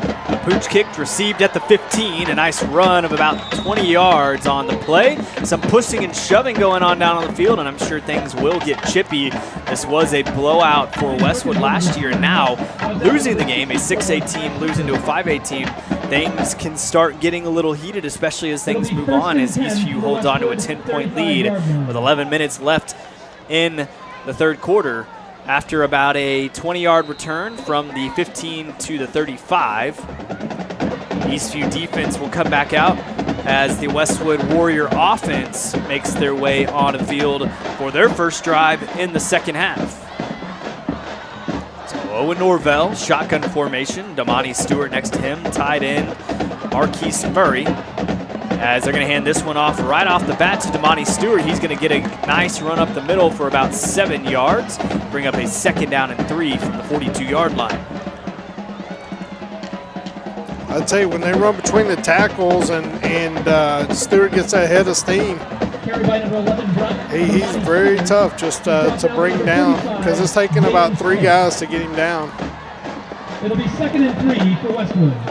So 2nd and 3 as the Warriors back out in shotgun formation. Another handoff, this time the second running back, as he'll grab the rest of the yards for the first down and then some. A 4-yard play to make it 1st down and 10 from the 46-yard line. The running back on the play for Westwood, Xavier Sutton, the junior running back, number 24. Yeah, I figured that you know, Westwood was more successful that first half running the ball, and it looks like they're just going to stick with that. And another run by Damani Stewart up the field, and another 1st down as he gets 10 on the play. They're going to move the chains forward as he reaches the line to gain, and down to the 44-yard line in Patriot territory. And Westwood doing a pretty good job of moving the ball, this time on the ground. Really the only thing last time that was stopping them were drop passes. Drop passes and just, yeah, the lack of passing game for Westwood is.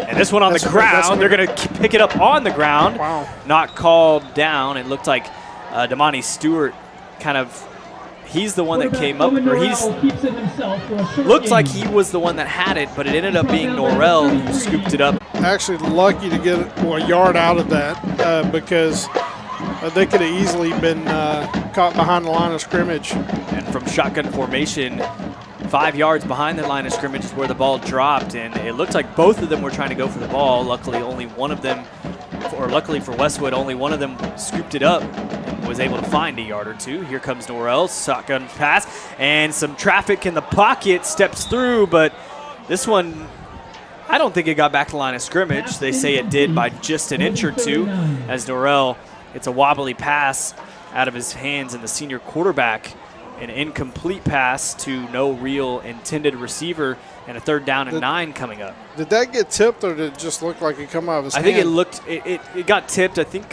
Smith. That was Smith. Yeah, it just kind of rolled over because there was, I don't know if you saw in the pocket, I mean, they had him, and then all of a sudden one of the Eastview guys is on the ground. And so he had to, they were kind of trying to get his feet, so he was jumping up and down trying to roll out, and I think next thing he realized he was on the sideline. And it looks like Westwood is going to have to call a timeout. This is early in the second half, not when you want to call a timeout, but they were going to have to take a delay of game if not.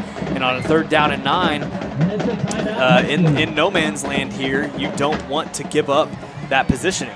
Well, I think another thing, you're exactly right, Kyle. You don't want to give up a 1st down here, but I think Westwood is starting to feel a little sense of urgency because Eastview's offense is really starting to roll, and they're really starting to gain the yards, get the touchdowns. And so I think they feel like they have to the best way to stay in this game is to get a first down here. And this might be 2-down territory for them. As if Westwood doesn't respond here, Eastview goes up if they score a touchdown by 17 points. It's a 3-possession game then, and it starts to get a little bit out of reach, especially now here in the second half. 8:51 remaining in the third quarter. We've got a 3rd down and 9 coming up for y'all from the 44-yard line in Patriots territory. Westwood still talking it over. The timeout was called by them. They are down to 2 in the game. Eastview has not used one yet in this second half. And while we're getting set here to play, I just want to mention next week your Patriots are going to be at home for their home opener against Copper's Cove, and we hope you're out there. Not only out there, and if you can't make it out, you can listen to it or watch it right here. And a big pass up the middle, but it will be incomplete as Norrell just couldn't get it to his intended receiver, number 13 on that play, Lane Wood. Yeah, it looked like he was open, but he just threw it behind him and low, and so didn't really give his receiver a chance. Lane Wood, the senior wide receiver, the intended receiver on the 3rd down and 9 will now bring up 4th and 9 and a punt attempt for the Westwood Warriors. Back to receive for Eastview, number 4, Kareem Edwards. Big punt over the head, and he'll fair catch it inside the 10-yard line, right about the 7 or 8-yard line. Well, just as we had talked about, Kyle, during halftime, what did our defense do again? As soon as our team scored a touchdown, they made a stop. Yep. And so this is when, if you're Eastview, of course you like the quick touchdowns, and everybody will take the quick touchdowns. But if you have a long drive here and can get some points and run some time off the clock, it can be demoralizing for the other team. And now Eastview starting off and deep in their own territory at the 8-yard line. 1st down and 10. They're going to hand the ball off to start things off to It'll be Jalen Edmondson, the sharing snapped running backs with Kareem Edwards, as he'll pick up about 9 on the play out to the 13-yard line, and a 2nd down and 1. They'll hand it off. Fake this time. This one's a dump pass off to Cormac Guerrero. He'll pick up a 1st down and then some, about 5 on the play, down to the 23-yard line for Eastview. I really like that running play right before that, because that was one of the best runs that we had tonight. And if you can get the running game going and have a really good balance, it's going to be tough. Sets up more plays like that. So here comes a run once more. This is Jalen Edmondson stuffed at the line of scrimmage. He will get no gain, maybe a half a yard on the play, but it'll bring up a 2nd down and 10. So Edmondson, he was the workhorse last year. Kareem Edwards didn't get as much time as Edmondson did. This year, it looks like as if Kareem Edwards may be the starter, but the second half so far, Edmondson has seen more snaps. This one dumped off to the left side, and a screen pass stopped when it started behind the line of scrimmage. The intended receiver, Cormac Guerrero, is dropped behind the line of scrimmage for about a 4-yard loss down to the 18. It looks like Westwood defense kind of read that play, because there really wasn't a chance. So 3rd and 16 from the 12. Line to gain is the 33.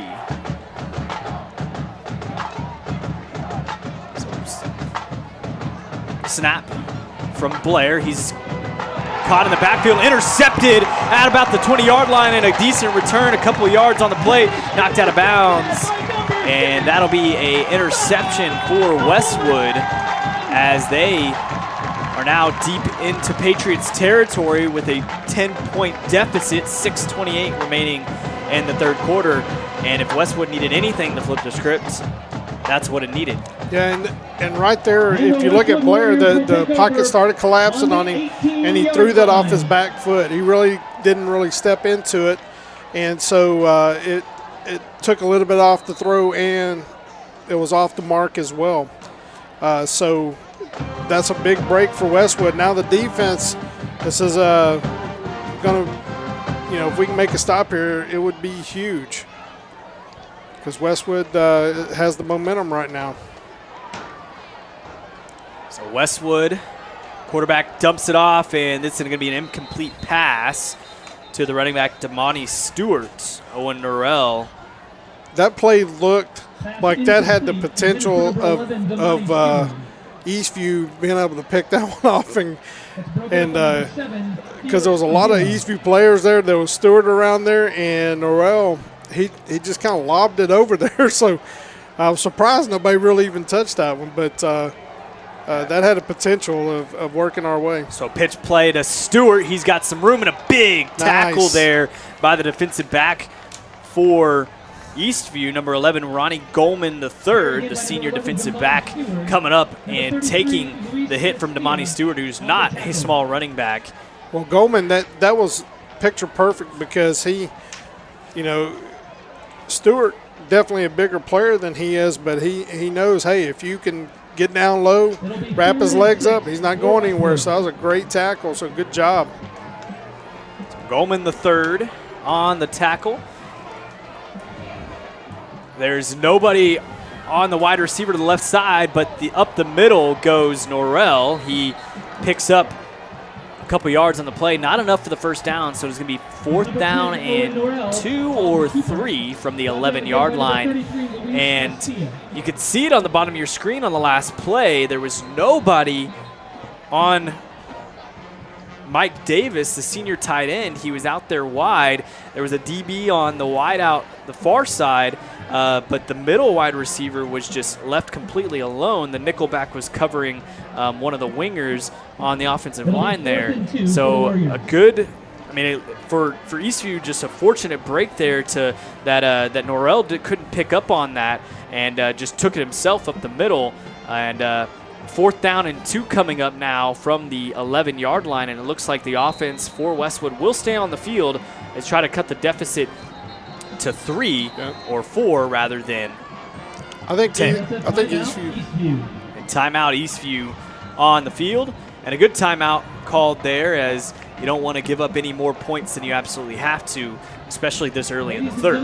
Yeah, I think right now, if you're Eastview, you're probably looking at number 11 saying, okay, where is he going to be at? But at the same time, the last, one of the last drives that Westwood had in the first half, they were able to kind of fake it and throw it to one of their receivers. So you definitely want to key on Stewart, but yet at the same time, watch out for the play fake.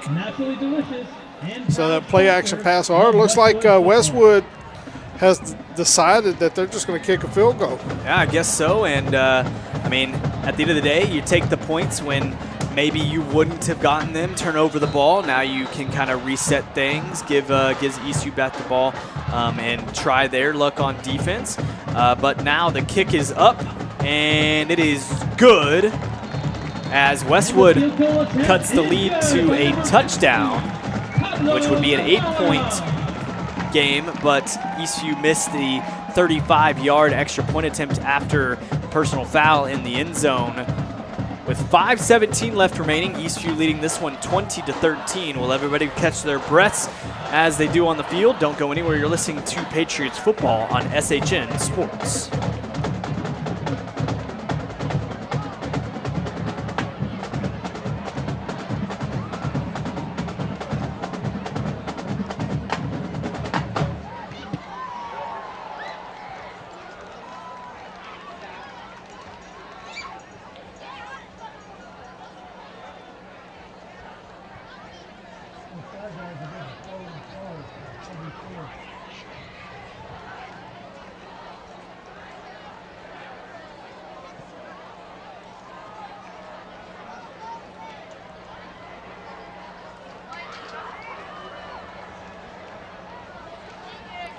Back at the Kelly Rees Athletic Complex, 5:17 remaining in the third quarter. Your Eastview Patriots leading this one 20-13 over the Westwood Warriors.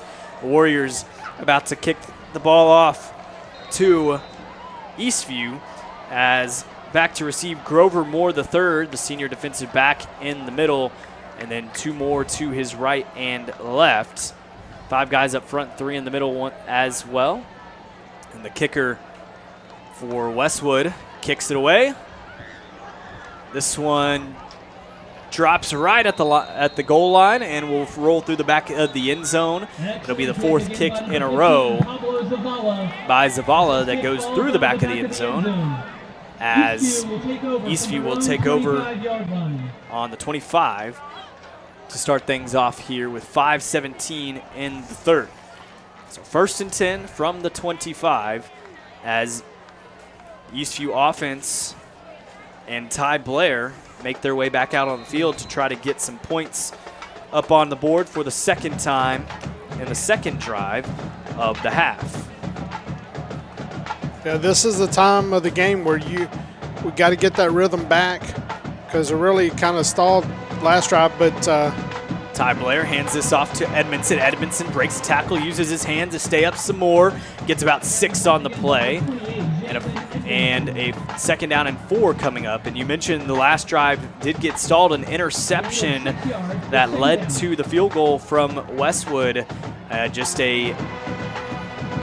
not a good throw from Ty Blair on that play. I'll hand it off to Edmondson one more time, a couple of yards on the play. He's wrapped up behind the line of scrimmage, but gets a couple more yards, maybe 2, to bring up 3rd down and 2.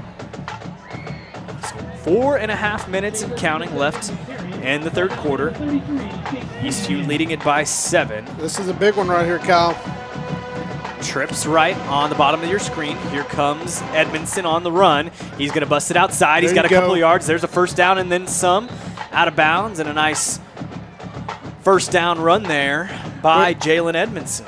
Well, Edmondson, you can really tell this half he's starting to get the rock more, and he's really kind of putting his head down and really kind of driving through the defenders, and has had some pretty good runs so far. Edmondson, he'll get the handoff once more, this time stuffed at the line of scrimmage. Only a yard on 1st down, and a 2nd and 9 coming up for Ty Blair and your Eastview Patriots.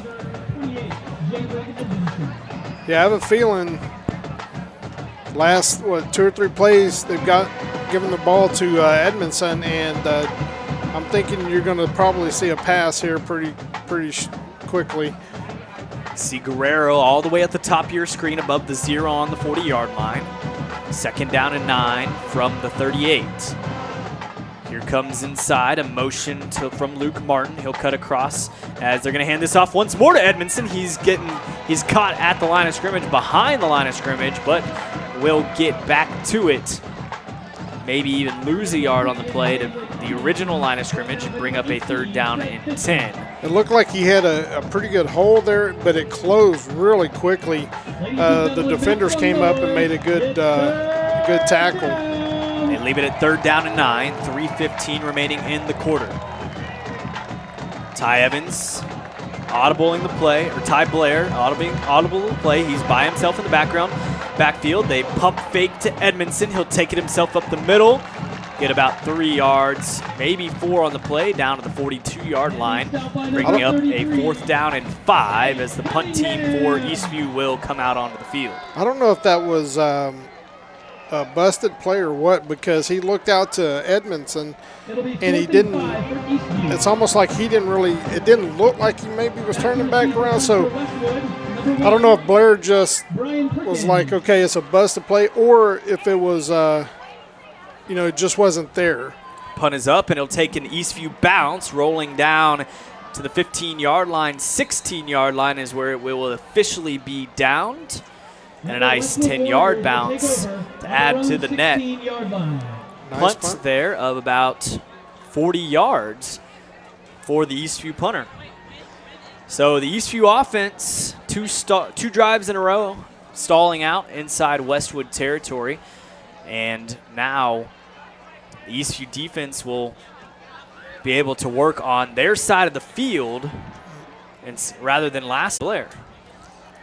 But yes, they did a great job. They did a good job of holding them to 3 points. So now want to try to keep Westwood back in their own territory. Especially after the turnover, you can consider that a win, holding it to a field goal. Up by 7 still, 2:24 counting. Here comes a pass from Norrell, wide open wide receiver in Lane Wood. Incomplete, though, as the pass from Owen Norrell is overthrown. Number 29, Noah Herrera on the coverage. So for 2nd down and 10 from the 16, 2:18. The clock is stopped after the incomplete pass. Yeah, I think, the main success that Westwood's had tonight is just running between the tackles. And if you're Eastview, as you can see, you kind of crowd the line of scrimmage and kind of invite them to throw the ball. Norrell shotgun pass, this one deep downfield. It is caught, but no, dropped at the other 40. And wow, that was a beautiful pass there by Norrell, but just a dropped pass as the wide receiver, Lane Wood, asking for a pass interference on the play. But, I mean, I didn't see anything. I thought that he had a hand on the ball, and as soon as he touched it, the DB just swiped it out and did a great job of making a play on the ball right ground and making Westwood line up and do it once more. So 3rd down and 10, 2:11 remaining in the quarter. Shotgun snap. This one's a screen pass over to the right. And a nice stop at the line of scrimmage, and a linebacker comes in and stuffs the play short after about a 4-yard gain. Yeah, that pile just keeps moving about 4 or 5 yards. Then I didn't necessarily see who it was that came in, and next thing you know, the pile just stopped. It was that one. I mean, they put some power in behind that tackle and did a great job of stopping it, but moves up 6 yards on the play. 4th down and 4 from the 22-yard line. 1.5 minutes and counting left in the third. And Westwood is going to have to punt the ball away, trailing by 7. But as we can tell, the defense did. Oh, that was close. Almost blocked that. Guess who that was? Edmondson. That was number 22. That was Childs. Childs, there you go. Well, fair caught. He's had a great game tonight. Fair caught at the 40-yard line and only 60 yards to the end zone for your Eastview Patriots. 1:22 remaining in the third quarter as the Westwood Warriors are trailing this by 7. 1st down and 10 from the 40. But you know what? The defense still doing it. Gave up 3 when they had a short field, and on this side of the field, they came out and just took it right to Westwood. Very physical right now. Really winning the line of scrimmage, and great job of getting the offense back on the field. 1st down and 10. They're going to hand this one off to Edwards. Edwards cuts outside. He's taken out of bounds right about the 50-yard line. He may have enough for a 1st down. There's a flag out there. But you do see a flag out there right above the 40-yard. I think they're going to call it holding, mate. And it is a holding penalty. We'll see where they mark it. If it's down at that 41, then it will lose 10 from the 41. Flag on the field. Eastview will repeat 1st down. So they're saying the holding call was 2 yards past the line, or a yard past the line of scrimmage, so it'll be a 1st down and 19.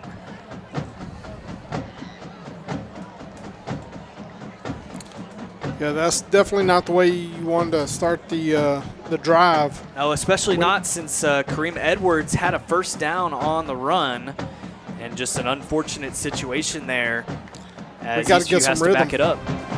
If you notice, Eastview over the last couple of drives have really focused heavily on running the ball. So another fake handoff to Edwards. This one a quarterback keeper from Blair. Oh. He'll add about 6 yards on the play, down to the 37-yard line, and it'll be a 2nd down and 13 after the 6-yard play from Blair. Yeah, what you're seeing right now with Westwood is they're putting more players into coverage and really kind of inviting Eastview to run the ball. And here comes a pitch toss to Guerrero as Guerrero is stuffed behind the line of scrimmage for about a yard and a half. loss on the play, and a third team coming up for the Eastview Patriots. Ladies and gentlemen, And I've noticed make it, some noise they're for your splitting Westwood Kareem Edwards and Warriors. Jalen Edmondson drive for drive. So they're giving each guy one drive, having the other one come back out for the next. I think that's going to be the end of the. Are they going to snap it, or are they just going to wait till the fourth? So. 3, 2, and 1. They will try to get the snap off. Maybe just more of a try to make them jump. Offside, yeah. And fake snap there from Ty Blair, as we will flip the field and head into the fourth quarter. As they do that, we'll go ahead and flip it over to a quick break. Don't go anywhere. You're listening to Eastview Patriots football on SHN Sports. 20, Westwood 13.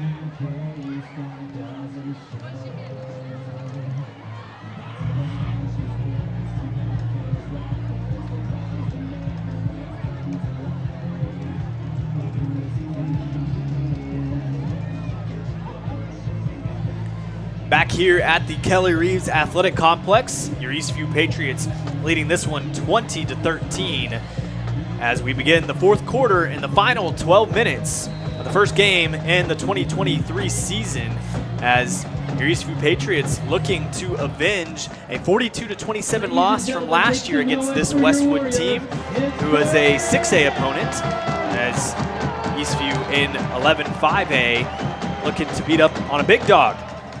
So, shotgun formation for Ty Blair. He's empty backfield. He's got a pass up to Guerrero, hits his chest, just could not come up with it, and drops it right about the 50-yard line, which would have been a first down on a long third down and 14. Yeah, that was a good pass by Blair. They threw it into a tight window. And like I mentioned, right off the numbers of Cormac Guerrero, the sophomore who's been playing so well tonight. He's got receptions for 80 yards, 30 yards, 2 touchdowns on the night, and has been the workhorse behind Ty Blair's arm in the game.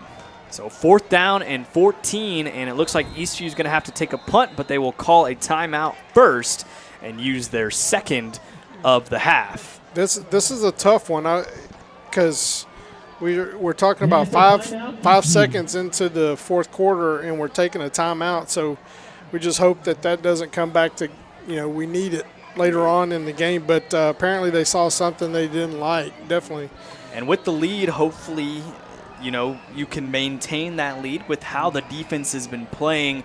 I believe Eastview has the confidence that they will be able to maintain that lead, and not having the timeout necessarily won't hurt them as long as they do continue to have the lead.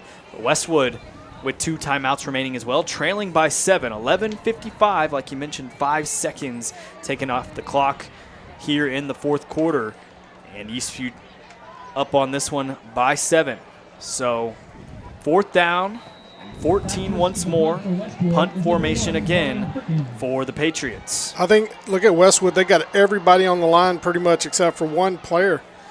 And that player in the backfield is Drew Norrell, the sophomore wide receiver. Speed back, lets it bounce from the 25 to about the 21. Took a Westwood bounce on that one, and then started to make its way, or took an Eastview bounce and then started to make its way back into the Westwood side, and finally marked down at the 22-yard line.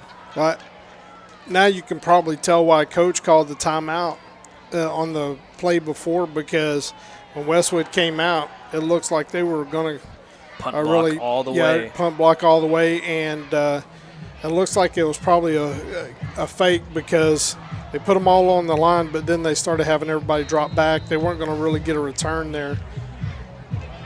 So first down and 10 coming up for Westwood at the 22-yard line. 11 minutes, 44 seconds left in this game. Eastview ahead by 7. Westwood with the ball. Owen Norrell, shotgun pass. He's going to get this one off, and tipped in the air, but nobody close enough to get a hand on it for the Patriot defense. That's and a good first down pass. stop. That's another missed opportunity from Westwood, and that right there, you know, Norrell, he threw that ball very hard, and just really didn't give time for our DBs to react for the tip drill there. And Davenport in the middle of the play was the closest probably to the ball, but unable to get there as Norrell, screen pass coming to the left side, or the right side at the bottom of your screen. They'll get about 7 on the play, maybe 8. They'll give them 8 down to the 30-yard line, and a third down and 2 coming up, and a huge situation here for a third down stop as Westwood moves quickly back to the line of scrimmage, trying to catch Eastview off guard. Yeah, if you notice, they've quit giving the ball to Stewart. Here comes another screen play, and they're seeing it from there. He's got an open field down to the 50, 40, coming from behind, not enough, and that is a Westwood touchdown. And they're within 1 point with the PAT pending. Yeah, I think they were probably still keying on Stewart, and they just had a quick pass and broke that one. So we got us a ball game here. Yep, 1 point game, 11:01 left in the fourth quarter. The PAT, like I said, is still pending. But Westwood just really took advantage of they saw something open in the screenplay. They just went right back to the same play and got the blocks on it and was able to bust it downfield for about a 70-yard touchdown pass from Owen Norvell.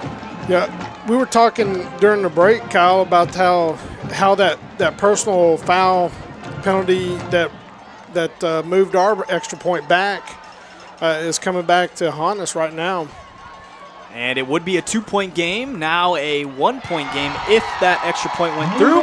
But it is tied, and the Westwood Warriors and the Eastview Patriots all tied up at 20 with 11:01 left in the fourth quarter. And it looks like Westwood, their sideline is getting fired up as the Eastview sideline looking a little mellow down there. They need to get some energy back in, see what the offense can do, try to put some points on the board here late.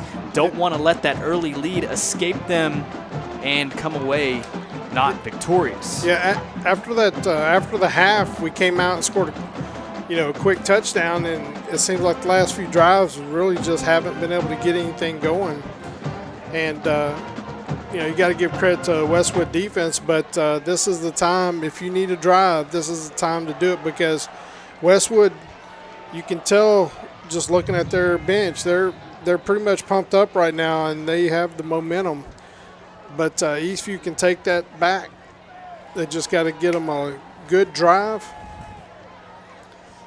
So Westwood tied it up 20-20, 11:01 in the fourth quarter.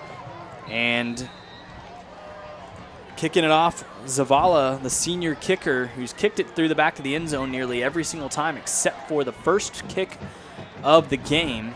He's got a good leg. You can tell he's got a really good leg. But as we talked about earlier, Westwood's known to have really good kickers in the past. This one through the back of the end zone as Eastview will start off their drive from the 25-yard line, 1st and 10. 25-yard line. Do you think the coaching staff is going to really look to try to get that magic back between Blair and Guerrero, or maybe try to find Luke Martin, to try to get them out in space? I mean, there's a couple guys we haven't really seen much of TJ Duncan, the senior captain, who had 4 touchdowns last year on 31 receptions, almost 500 yards. They're going to get this one off to Luke Martin, who you just mentioned. He'll grab about 3 on the play, and a 2nd down and 7 coming up as the clock winds down beneath 10:45 in the game. And another timeout called.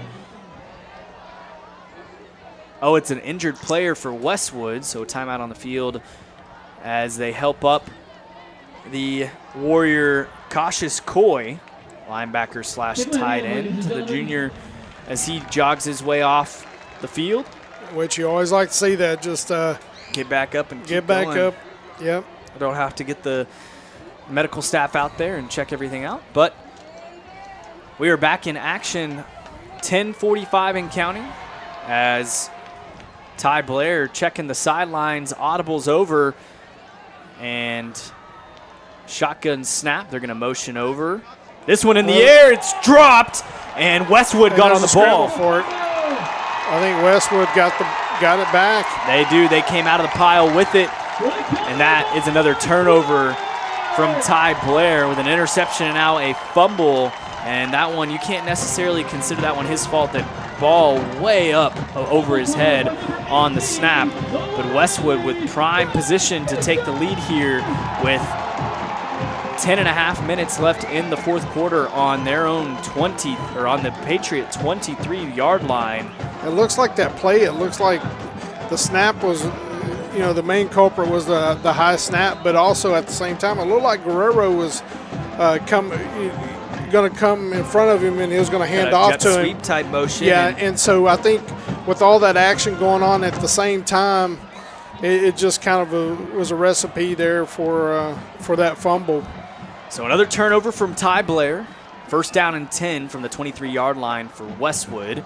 Here comes the snap, and it is handed off to the running back, Damani Stewart, who we hadn't seen in a couple of drives. He'll pick up 9 or 8 on first down. A second down and 2 coming up as the clock ticks down beneath 10 minutes to go in the game. Another rush to Damani. He'll lean over the line of scrimmage and the line to gain for a first down, and a first down and 10 now coming up from the 13. First down, Westwood.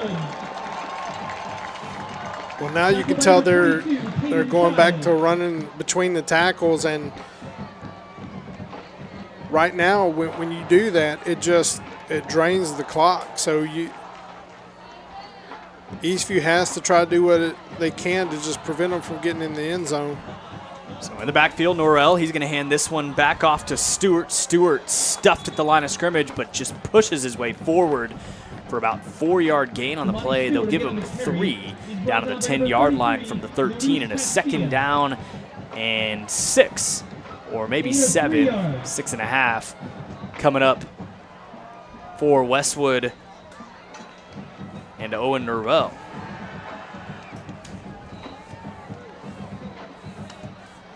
Well, this is gonna be a major factor in how the outcome of this game goes, because we want, right now, if we can just get a win by only giving up 3 points, that would be huge.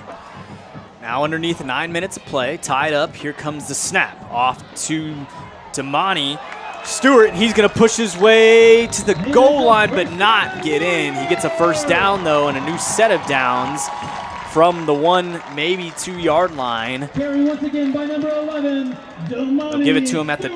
Damani Stewart just really been working that line of scrimmage here in the second half. Yeah, the past few drives, all of a sudden it just seemed like they weren't going back to him, and now this drive it's like, okay, we're focusing on that. We're gonna run some clock off, and we're gonna do our best to try to score. And now it's up to Eastview to try to make a stop here. Coach Anthony Wood has been in the game for a long time. He knows how to work that clock well. 8:20 and counting. Here it comes. Richardson through the middle, but there are 2 flags on the field.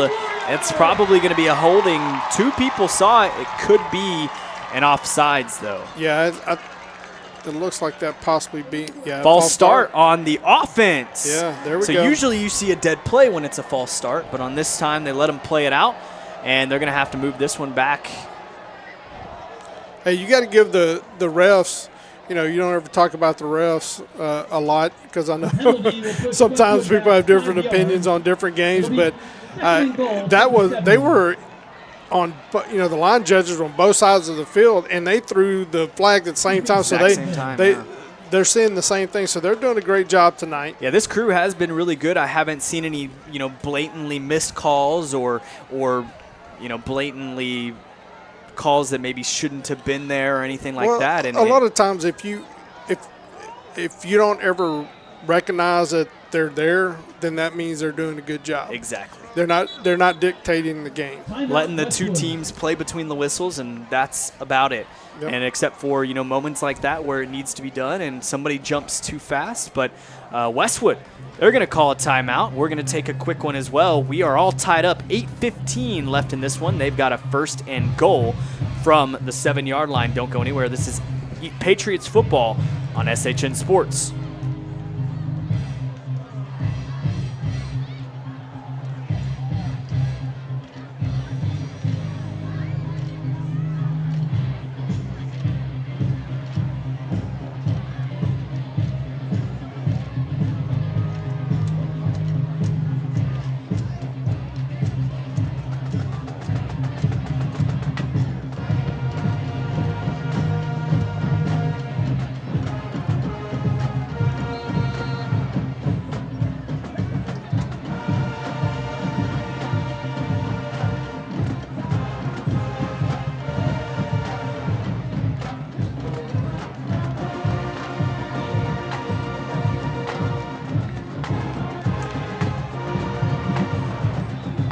Back out onto the field for the rest of this ball game. 8:14 remaining, a tie ball game. Westwood with the 1st down and goal from the 7. As Owen Norvell just had a team meeting, had to look back as maybe they're audible, and Coach Wood gives them a new play. They're going to hand this one off to Damani. He's going to stuff through and fall forward. They're calling him down short of the line to gain, and that would be the goal line. He's about half a yard short, and it's going to be a 2nd down and inches with the goal to gain as the clock ticks now under 8 minutes to go in this quarter. What do you think they're going to do this play? Oh, maybe throw it out to Lane Wood. No, I'm just kidding. Damani Stewart, here it comes, and there it is, rolls out! Falls on it. And we thought the same thing. Recovery there by Owen Norrell, who's able to fall on the ball on the missed exchange. That backs him up 2.5 yards to the 3. And Westwood now with a 3rd and goal. Don't you love the scrappiness of our defense? They're not letting them easy. They're making Westwood earn this. They're going to make him earn every single yard from here on out. Here it comes once more. Here's a design quarterback run, and that's a touchdown for Westwood with 7 minutes remaining here in the 4th quarter. 26-20. Your Eastview Patriots trail it for only the 2nd time in the game after Westwood started off with the lead. And then Eastview came back and took a jump 20-10 into halftime, but now have taken that deficit into the 4th quarter, trailing 26-20 with the PAT pending. We go back to this mixed extra point. It's the 1 point that is needed to have the lead, or, well, to be able to keep it within just, less than a touchdown, 6 points. It would be 21-26 right now if that happened. But we don't like to look at the past. We like to look forward, and looky there, there's a flag on the field. And Westwood is going to have to move back a little bit. But we all know Zavala has a pretty decent leg. So we'll see if he can make this one only 5 yards back, or 10 yards back. I don't know where they're spotting the ball. Can't find it. There we go. They'll do 5 yards on the play. And it is now going to be kicked from the 8. Looks like a 25-yard extra point attempt. Not as bad as the 35 that was kicked from Eastview, but a missed one here would deem even in my books.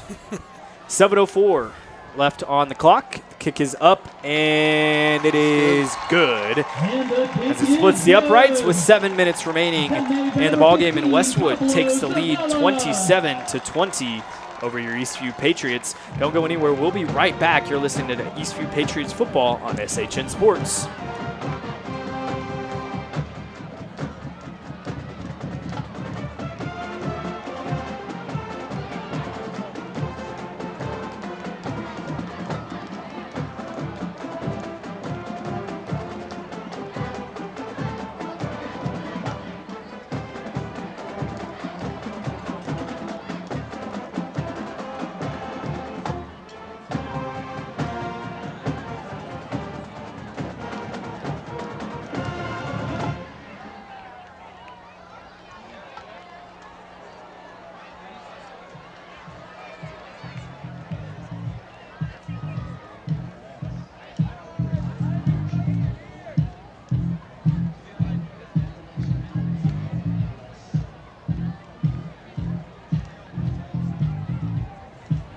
Welcome back to the Kelly Reeves Athletic Complex as your Eastview Patriots now trailing this one for the first time in a long time, 27-20 with 7 minutes remaining in the fourth quarter.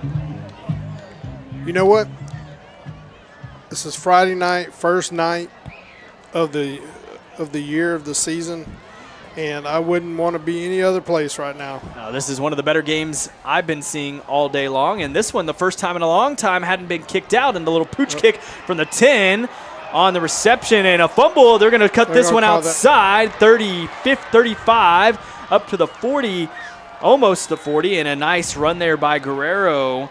But it looks like maybe a holding or a block in the back. So yeah, he did it right in front of the ref. Yeah, there was a lot of movement going around there from Guerrero. He was cutting it forward, backwards, all the way around, and it's hard to figure out where you need to block when you got a runner like that. If you can't block upfield, and it's going to be a penalty. So there's a block in the back penalty by the Patriots, called around the 25-yard line, so they'll move them back from that spot. So 6:52, 8 seconds, 12 seconds ticked off the clock in that moment, and they will bring it back to the spot of the foul, plus 10 more. Well, it's going to be interesting to see what kind of creative plays that we have coming up, because if you really look at the defense right now that they're running, they only have 3 defensive linemen. Everybody else is dropping back into coverage, so they're kind of begging Eastview to throw the ball, whereas most of the time you're going to run it. Edwards up the middle, he'll get a couple yards on the play for about a gain of 6, and that block in the back penalty, and net about 20 yards lost on the play from where they would have started about the 36. Now started that line of scrimmage at the 16. So 6 yards on the play, 2nd and 4, 6.5 minutes and counting in the game. Shotgun snap to Ty Blair. He'll get this one out to Guerrero. Guerrero shifting around. He's got enough for a first down. Outside, down to the 28-yard line, and a first down for the Eastview Patriots, stopping the clock with the step on the sideline. That was a smart move by Guerrero, because he really wasn't going to go anywhere else. And so instead of trying to fight it and have a couple of guys tackle you and lose time and always potential of a fumble, that was a smart move on his part. Just stop the clock and got a first down. So let's keep going. Trips on the top of your screen. Ty Blair rolls out that way. He's got a receiver in Martin. He'll get stuffed out of bounds, but not before a first down, and that's back-to-back first downs for the Eastview Patriots. They've got things moving. They're going to keep this tempo up. 6:12 remaining in the game, trailing by 7. Eastview already ready to go almost, as Westwood doesn't have their line set. Well, it's kind of unusual that Westwood is giving them the outside, and in this point of the game, I would assume Westwood would want them to be running more clock. Shotgun snap, this one across the center, back to Guerrero. Guerrero pick up about 3 on the play. They give him 4. Down to the 43-yard line, and a 2nd down and 6 coming up. 6 minutes remaining in the ball game. The last three plays, you can tell Blair's starting to get into a little bit of rhythm here, so that's what we're looking for. Blair, shotgun formation once more. Wide receivers on the 2 on the top, 2 on the bottom, and they missed the snap. Blair's going to have to fall on it, and they're going to lose 20 yards on the play, or 24 yards on the play, and that is just extremely detrimental on a 2nd down and 6 now. 3rd down and 10, 20, 30. Over the last couple of drives or so, we've had already two issues with the snap. And right there, it looked like Blair was looking over to the side, and he wasn't really ready for that. At all. And so a 3rd down and 30 now. They're going to have to throw this one deep. Blair all by himself in the backfield. Shotgun snap, got plenty of time. He'll get this off to Guerrero. Got about 10 yards on the play. Down, give him 11. and down at the 30, so a 19-yard fourth down coming up, and with 5 minutes left and the power that Damani Stewart has behind the line of scrimmage for Westwood, I don't know if you can't go for this, but there is a flag on the field.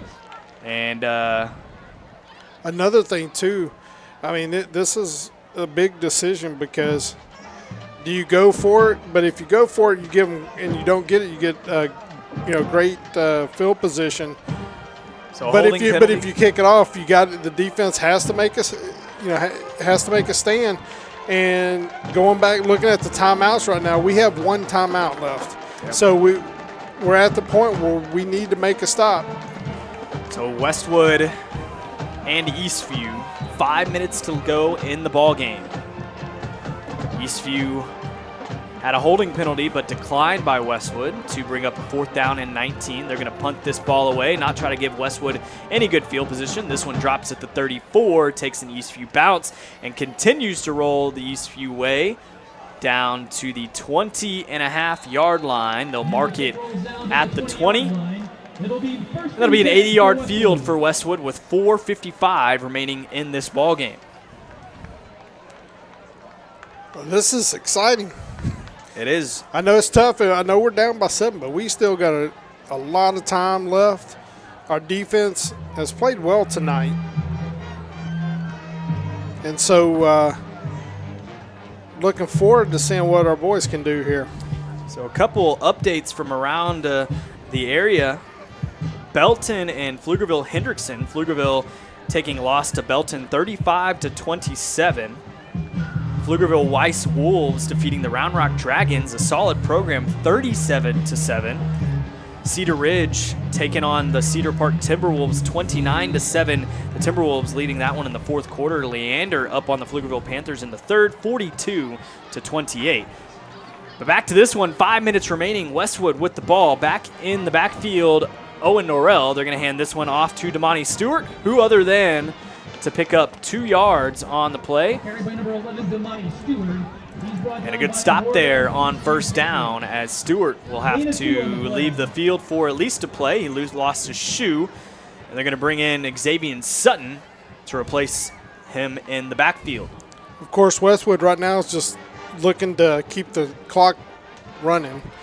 And, of course, Eastview, we're looking to not give up first down because, as you can see here, we got 12 seconds left on the play clock, and they're just letting it run.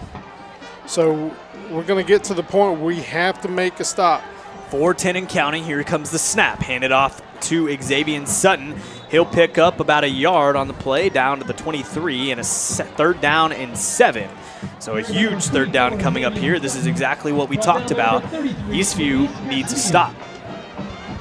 This is a big play because I don't think there's any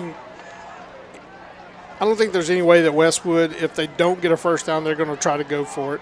I think no matter what, they would punt it. But if we can get them to punt, they haven't had very many good punts tonight. So, we just got to get to that point. Spreading the field a little more on this one. A screen pass out to the outside. Stopped near the line of scrimmage, but cuts outside. And I think he got it. And just enough, if not just a tad short. He stepped out of bounds 2 yards short, so it'll be a 4th down and 2. So if you're Westwood, do you give Eastview a short field, try to run Damani Stewart up the field for a 2-yard gain? I mean, we've seen him get stopped before, or do you punt this ball off and you give Eastview the long field with 3.5 minutes left to go in the ball game? 3:26 to be exact. I think if you're Westwood, I think you have to punt.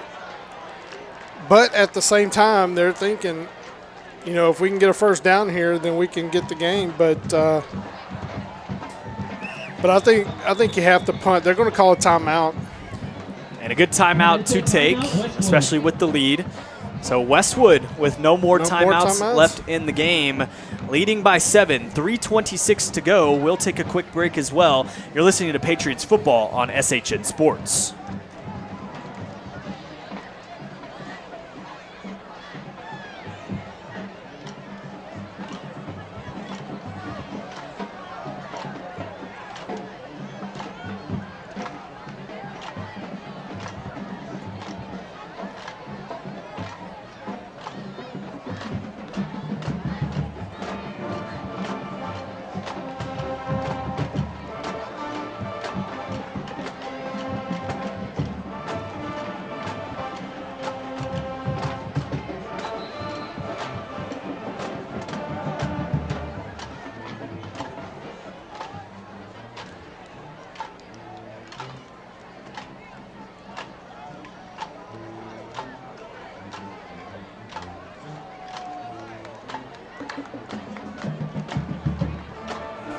And welcome back as we are down to the final 3.5 minutes of play. Westwood gonna punt this one away as the snap is up and, close to blocked. Misses the punter, but a short kick, and it takes a Westwood bounce back the Eastview way now, and Eastview will have the ball from the 43-yard line. What did I say? I said if we could stop them, they haven't been punting the ball very well tonight, and we got us 42 yards. And what a way, yards. What a way to potentially end this game. 3 minutes, 16 seconds. Your Eastview Patriots trailing it by 7.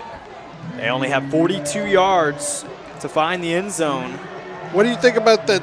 That's at least the second punt tonight that we were just probably inches away from blocking. Because you remember on the other end, earlier in the game. Delay a game to start things off. So Xavier Sutton came onto the field thinking he was getting the back. Not Xavier Sutton, I apologize. Jalen Edmondson came out on the field thinking he was going to be getting the reps at running back, but Kareem Edwards tells him he needs to get off the field. He tries to sprint his way off, but with not enough time, the delay of game does happen, and you don't want to give up that timeout now. But 1st and 15 from the 47, still manageable. Here comes the shotgun snap to tie, and this one's caught. It's going to get a first down and then some down inside the 25-yard line. Is Luke Martin, the junior wide receiver, tight end type, gets about a 20-yard gain on the play, and it is going to be a first down and 10 from the 25-yard line. 3 minutes, 7 seconds remaining. You don't want to move too fast here if you're Eastview. Not wanting to give Westwood the ball back with enough time on the clock to try to score, but the defense has been playing well. Here comes shotgun snap.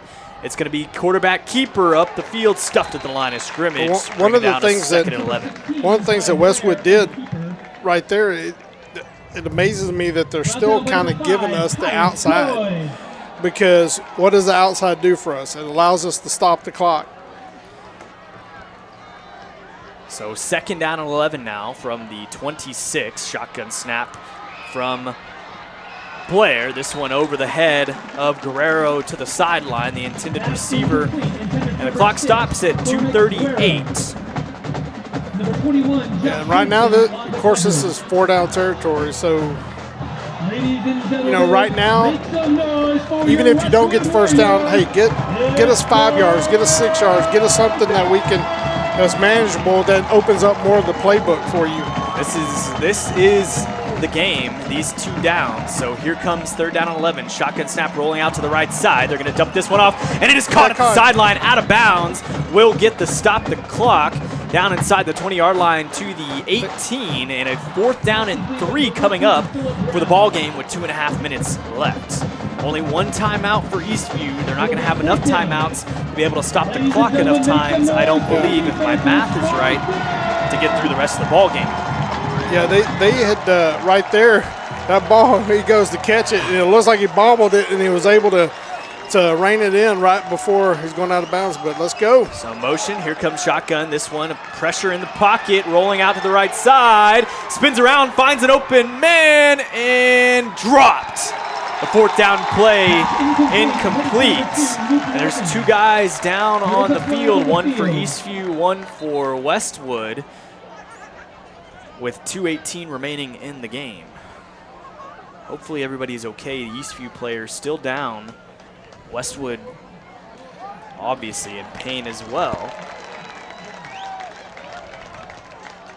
It's 21 for Westwood, so that is Josh Hansen. Well, I tell you, Blair did a good job just actually getting that ball off, because the defensive line made a really big push. But right now, if you look at the clock, 2:18, that's 3:40-second plays. They may have just enough time depending on how it goes. Yeah, it's going to be close. A first down. First down in the game. You can't give up a first down here. So on the play, though, Guerrero, the injured Eastview Patriot on the play. Hopefully he is okay. He's trying to shake things off a little bit right now. But that would be a huge detriment to the team if Guerrero cannot return either today or next week. But we don't know that. I'm sure everything is okay. He was able to get up on his own and walk off the field. So here comes the Westwood Warriors for the final 2 minutes and 18 seconds of the game. First down and 10, and they're going to run this one up the middle with Damani Stewart. He's got some room to run, and that's a first down as the clock ticks underneath 2 minutes to go. Are they giving a – I don't think they're giving a first down. If you're Eastview, you probably want it to be a first down. So they are going to move the chains. To me, that probably helped us more than being short. For the first play, first down, maybe, because it stops the clock for a little bit. Well, another thing, too, is that you reset, because even if he's about a yard short, now all they have to do is get a yard, and they can just run that much more time off, and they get more plays to do it in. So now we're reset, but it's still going to be close, isn't it? It will be close. 2 minutes, 4 seconds. Westwood with the ball, first down and 10 from the 28. Getting some time killed on the field. A little discussion from the referees. I'm sure it's just more of a clock management, making sure everything is correct. This is a very crucial part of the game. Coach Wood talking with Owen Norwell on the sideline for Westwood. Down about the 20. Eastview putting up a fight today, and a lot less offense than last year saw. You can definitely tell, our defense and their defense has played well, because we've, I think one of the changes that you've seen through what Westwood's done over the last several drives is it seems like they've really tried to put way more players into coverage, and that's why Eastview was just taking what they were given, just trying to run the ball.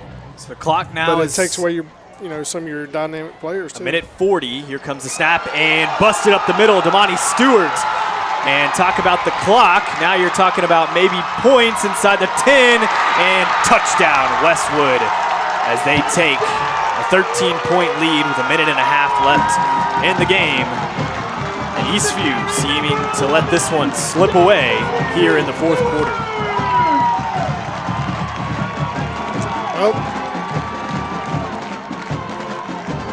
Well, Stewart, he's had a great night tonight.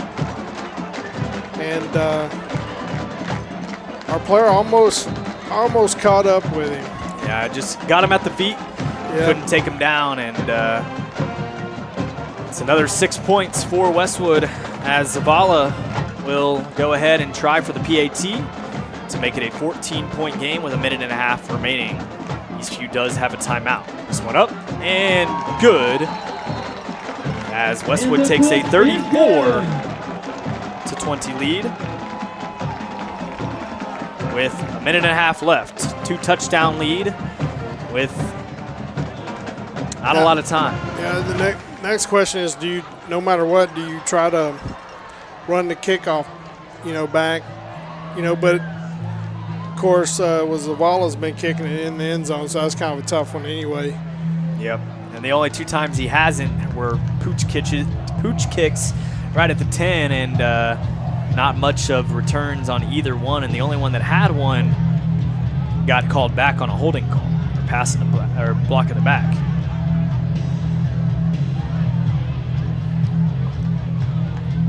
So a minute and a half as the two teams set up for kickoff. Well, Eastview, that is ready. Westwood taking their time as they make their way back on the field. You said Zavala has the leg to kick it through the back of the end zone. I'm sure that's what Coach Wood wants him to do, and make sure that there is no return possible. Yeah, it seems like our guys are going back a little bit further, so maybe they're hoping to be able to get one that they can return. Heels on the 5, the 13, and the 5, the 7, and the 6. All backing up now once more beyond the 5-yard line as the kick from Zavala is up.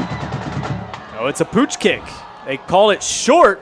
It's going to be a nice bounce. Underneath it is number 3, Kirsten Riley. He gets a stiff arm and rolls out of bounds right at the 24-yard line. And a good stop there by the Westwood kick return or kick off team. No, a minute and 20 remaining in the game. The only thing you can hope for here is a huge play and a fumble or an onside kick or something to happen if you do score some points.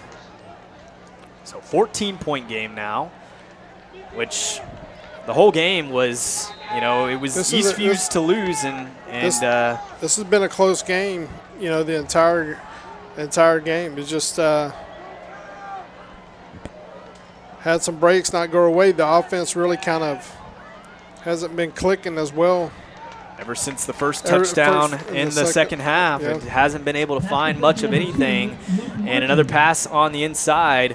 A player down for Westwood. They're going to have to stop the clock on the field. And that'll be Scott Offelman, the junior DB, who's down. He's trying to make his way off the field, but you can tell his knee is a little sore, making short steps, trying to get off. Sub in the defensive back, sophomore Josh Hansen. Onto the field. Or maybe junior Diego Mercado. Yeah, I would be looking for Westwood to 1 minute. This screen pass over to the running back, Edwards. He's going to get enough for a first down. Trying to push up field. Probably would have been best to step out of bounds, but he wanted the yards instead and gets in within the 45 as the clock ticks to 50 seconds, and I believe clock stops for a timeout. Eastview calls their third and final. Oh, another Westwood player down. I think these cramps are finally getting to these guys. Yeah, it's really hot outside, and so into the game, start seeing more of that. So with 50 seconds remaining, Westwood. Yeah, if you notice here, Westwood's they're gonna play their safeties and DBs further back, just try to keep everything in front of them so that they can make tackles and try to keep Eastview in bounds so they run some time off the clock. So that was Eastview. We need to take the sidelines if we have a chance. That was Henry Kolbecka, the senior defensive end, on the entry. Out there, John Hansen, the DB in replacement for the last injury. And this one, a slant inside for about a 4 or 5 yard gain. They're going to have to hurry up and get up to the line unless you're going to call a timeout. And more Westwood players down. The team trying to get them back up, complete the game. There's only 30 seconds remaining. And Eastview moving quickly, getting back to the line of scrimmage. 2nd down and 6. Here comes the snap. Shotgun pass rolling out to the left side. Takes a step back, steps up in the pocket on the right. He's got the ball down deep. Here it goes, and incomplete. The intended receiver is Cormac Guerrero, who is back in the game after the injury, or the potential injury, down inside the 5 yard line on the last drive. So 14 seconds left. The clock stops. 3rd down and 6 for the Patriots, trailing this one by 14. Yeah, they're going to have to go deep start going deep. But as you can see, you have all your DBs and cornerbacks playing deep as well, so they're trying to prevent this. So to the sideline, and a good job. Out of bounds, stop the clock with 8 seconds remaining.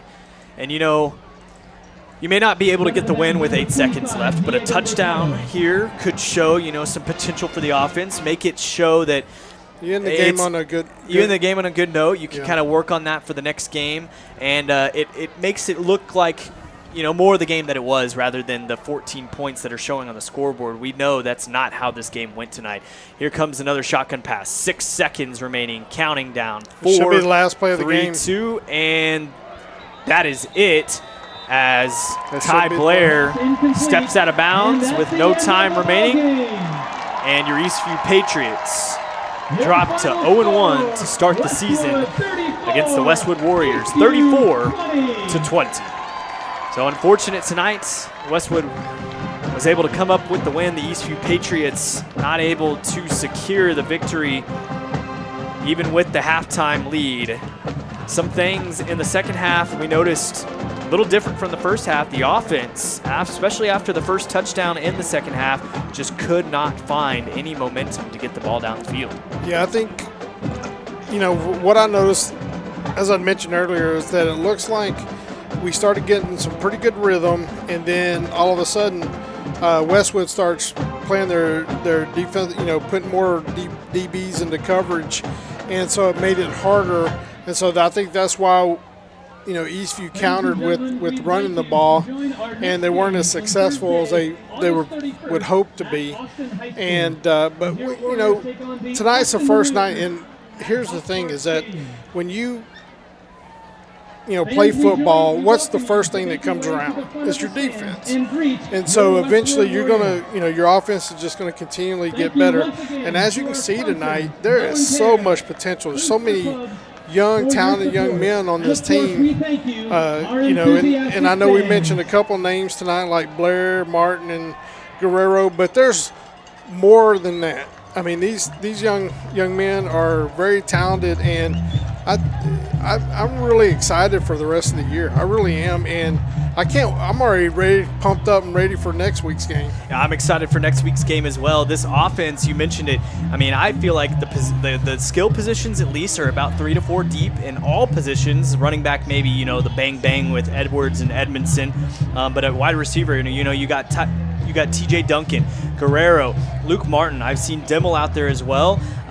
Rainey too. I mean, they were all out there making. You can't just pin it on 1 or 2 guys on the wide receiver core. It takes everybody running those routes and everybody continuously getting those snaps. I mean, Keaston Rainey, the junior athlete position. I mean, he was able to get the ball in his hands a couple times. Saw some good moves from him. He wasn't the biggest impact, obviously. Guerrero being that with the 2 touchdowns, an 80-yard touchdown, a 30-yard touchdown, and that sophomore. He's gonna be one of the super softs here in the Central Texas area, and every team better look out for him because he's gonna do a great job. And Ty Blair, the junior coming after his sophomore year last year, wasn't the best year he probably wanted.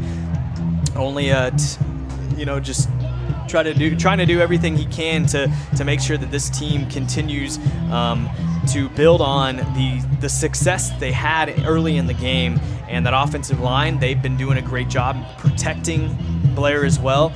And, we've said a lot about the offense, but we cannot forget about the defense. The defense. That's what I was about to mention myself. They played, I think, one of the better ball games for defense that I've seen, besides that long run at the end of the game by Damani Stewart. But honestly, that Damani Stewart kid is good. Yeah. And he was due for one. If it wasn't going to come today or tomorrow or whenever, it's going to happen here and there that Damani Stewart is going to get those big plays, especially, late in the game. There's nothing really, you can do about that. But they were able, down after down, to be able to stuff that Westwood offense and a 6A team versus a 5A team. I know, those divisions just are their numbers and everything, but there is a difference. And to be able to put your defense in a situation to where, they may be outmatched, they may be outsized, but to perform the way that they did today, and the only real points coming off of turnovers or short fields, what a great job. Yeah, and when you talk about the defense, we had some young men here tonight that it seemed like we kept calling their name. We were talking about Childs. Childs seemed like he was all over the place. Oh, yeah. And also Smith, the linebacker, and I know not mentioning everybody, but it's really awesome seeing this team because you can definitely tell that we're headed in the right direction, and we're young. We're young. That's the thing, is that we have a lot of sophomores and juniors, and there is a lot of excitement, and there should be a lot of excitement because, being a person that lives in Georgetown, and then with kids that went to Eastview, tonight's performance, yet we didn't win, but you know what? We ought to be proud of our effort and proud of the way that we played. And there are a lot of great things to come with this team. And there sure will be, and we can't wait to bring you the rest of the season. It's only the start, unfortunately, starting at 0-1, but the Patriot Nation looking to go for 1-1 next week at home against Copperas Cove, and it should be a great matchup. We can't wait to bring it to you here on SHN Sports, and I had a great time today. No, Kyle, I had an awesome time, and we just want to appreciate everybody that's watching too, and having us go through our learning curves as well. It's the first game of the year.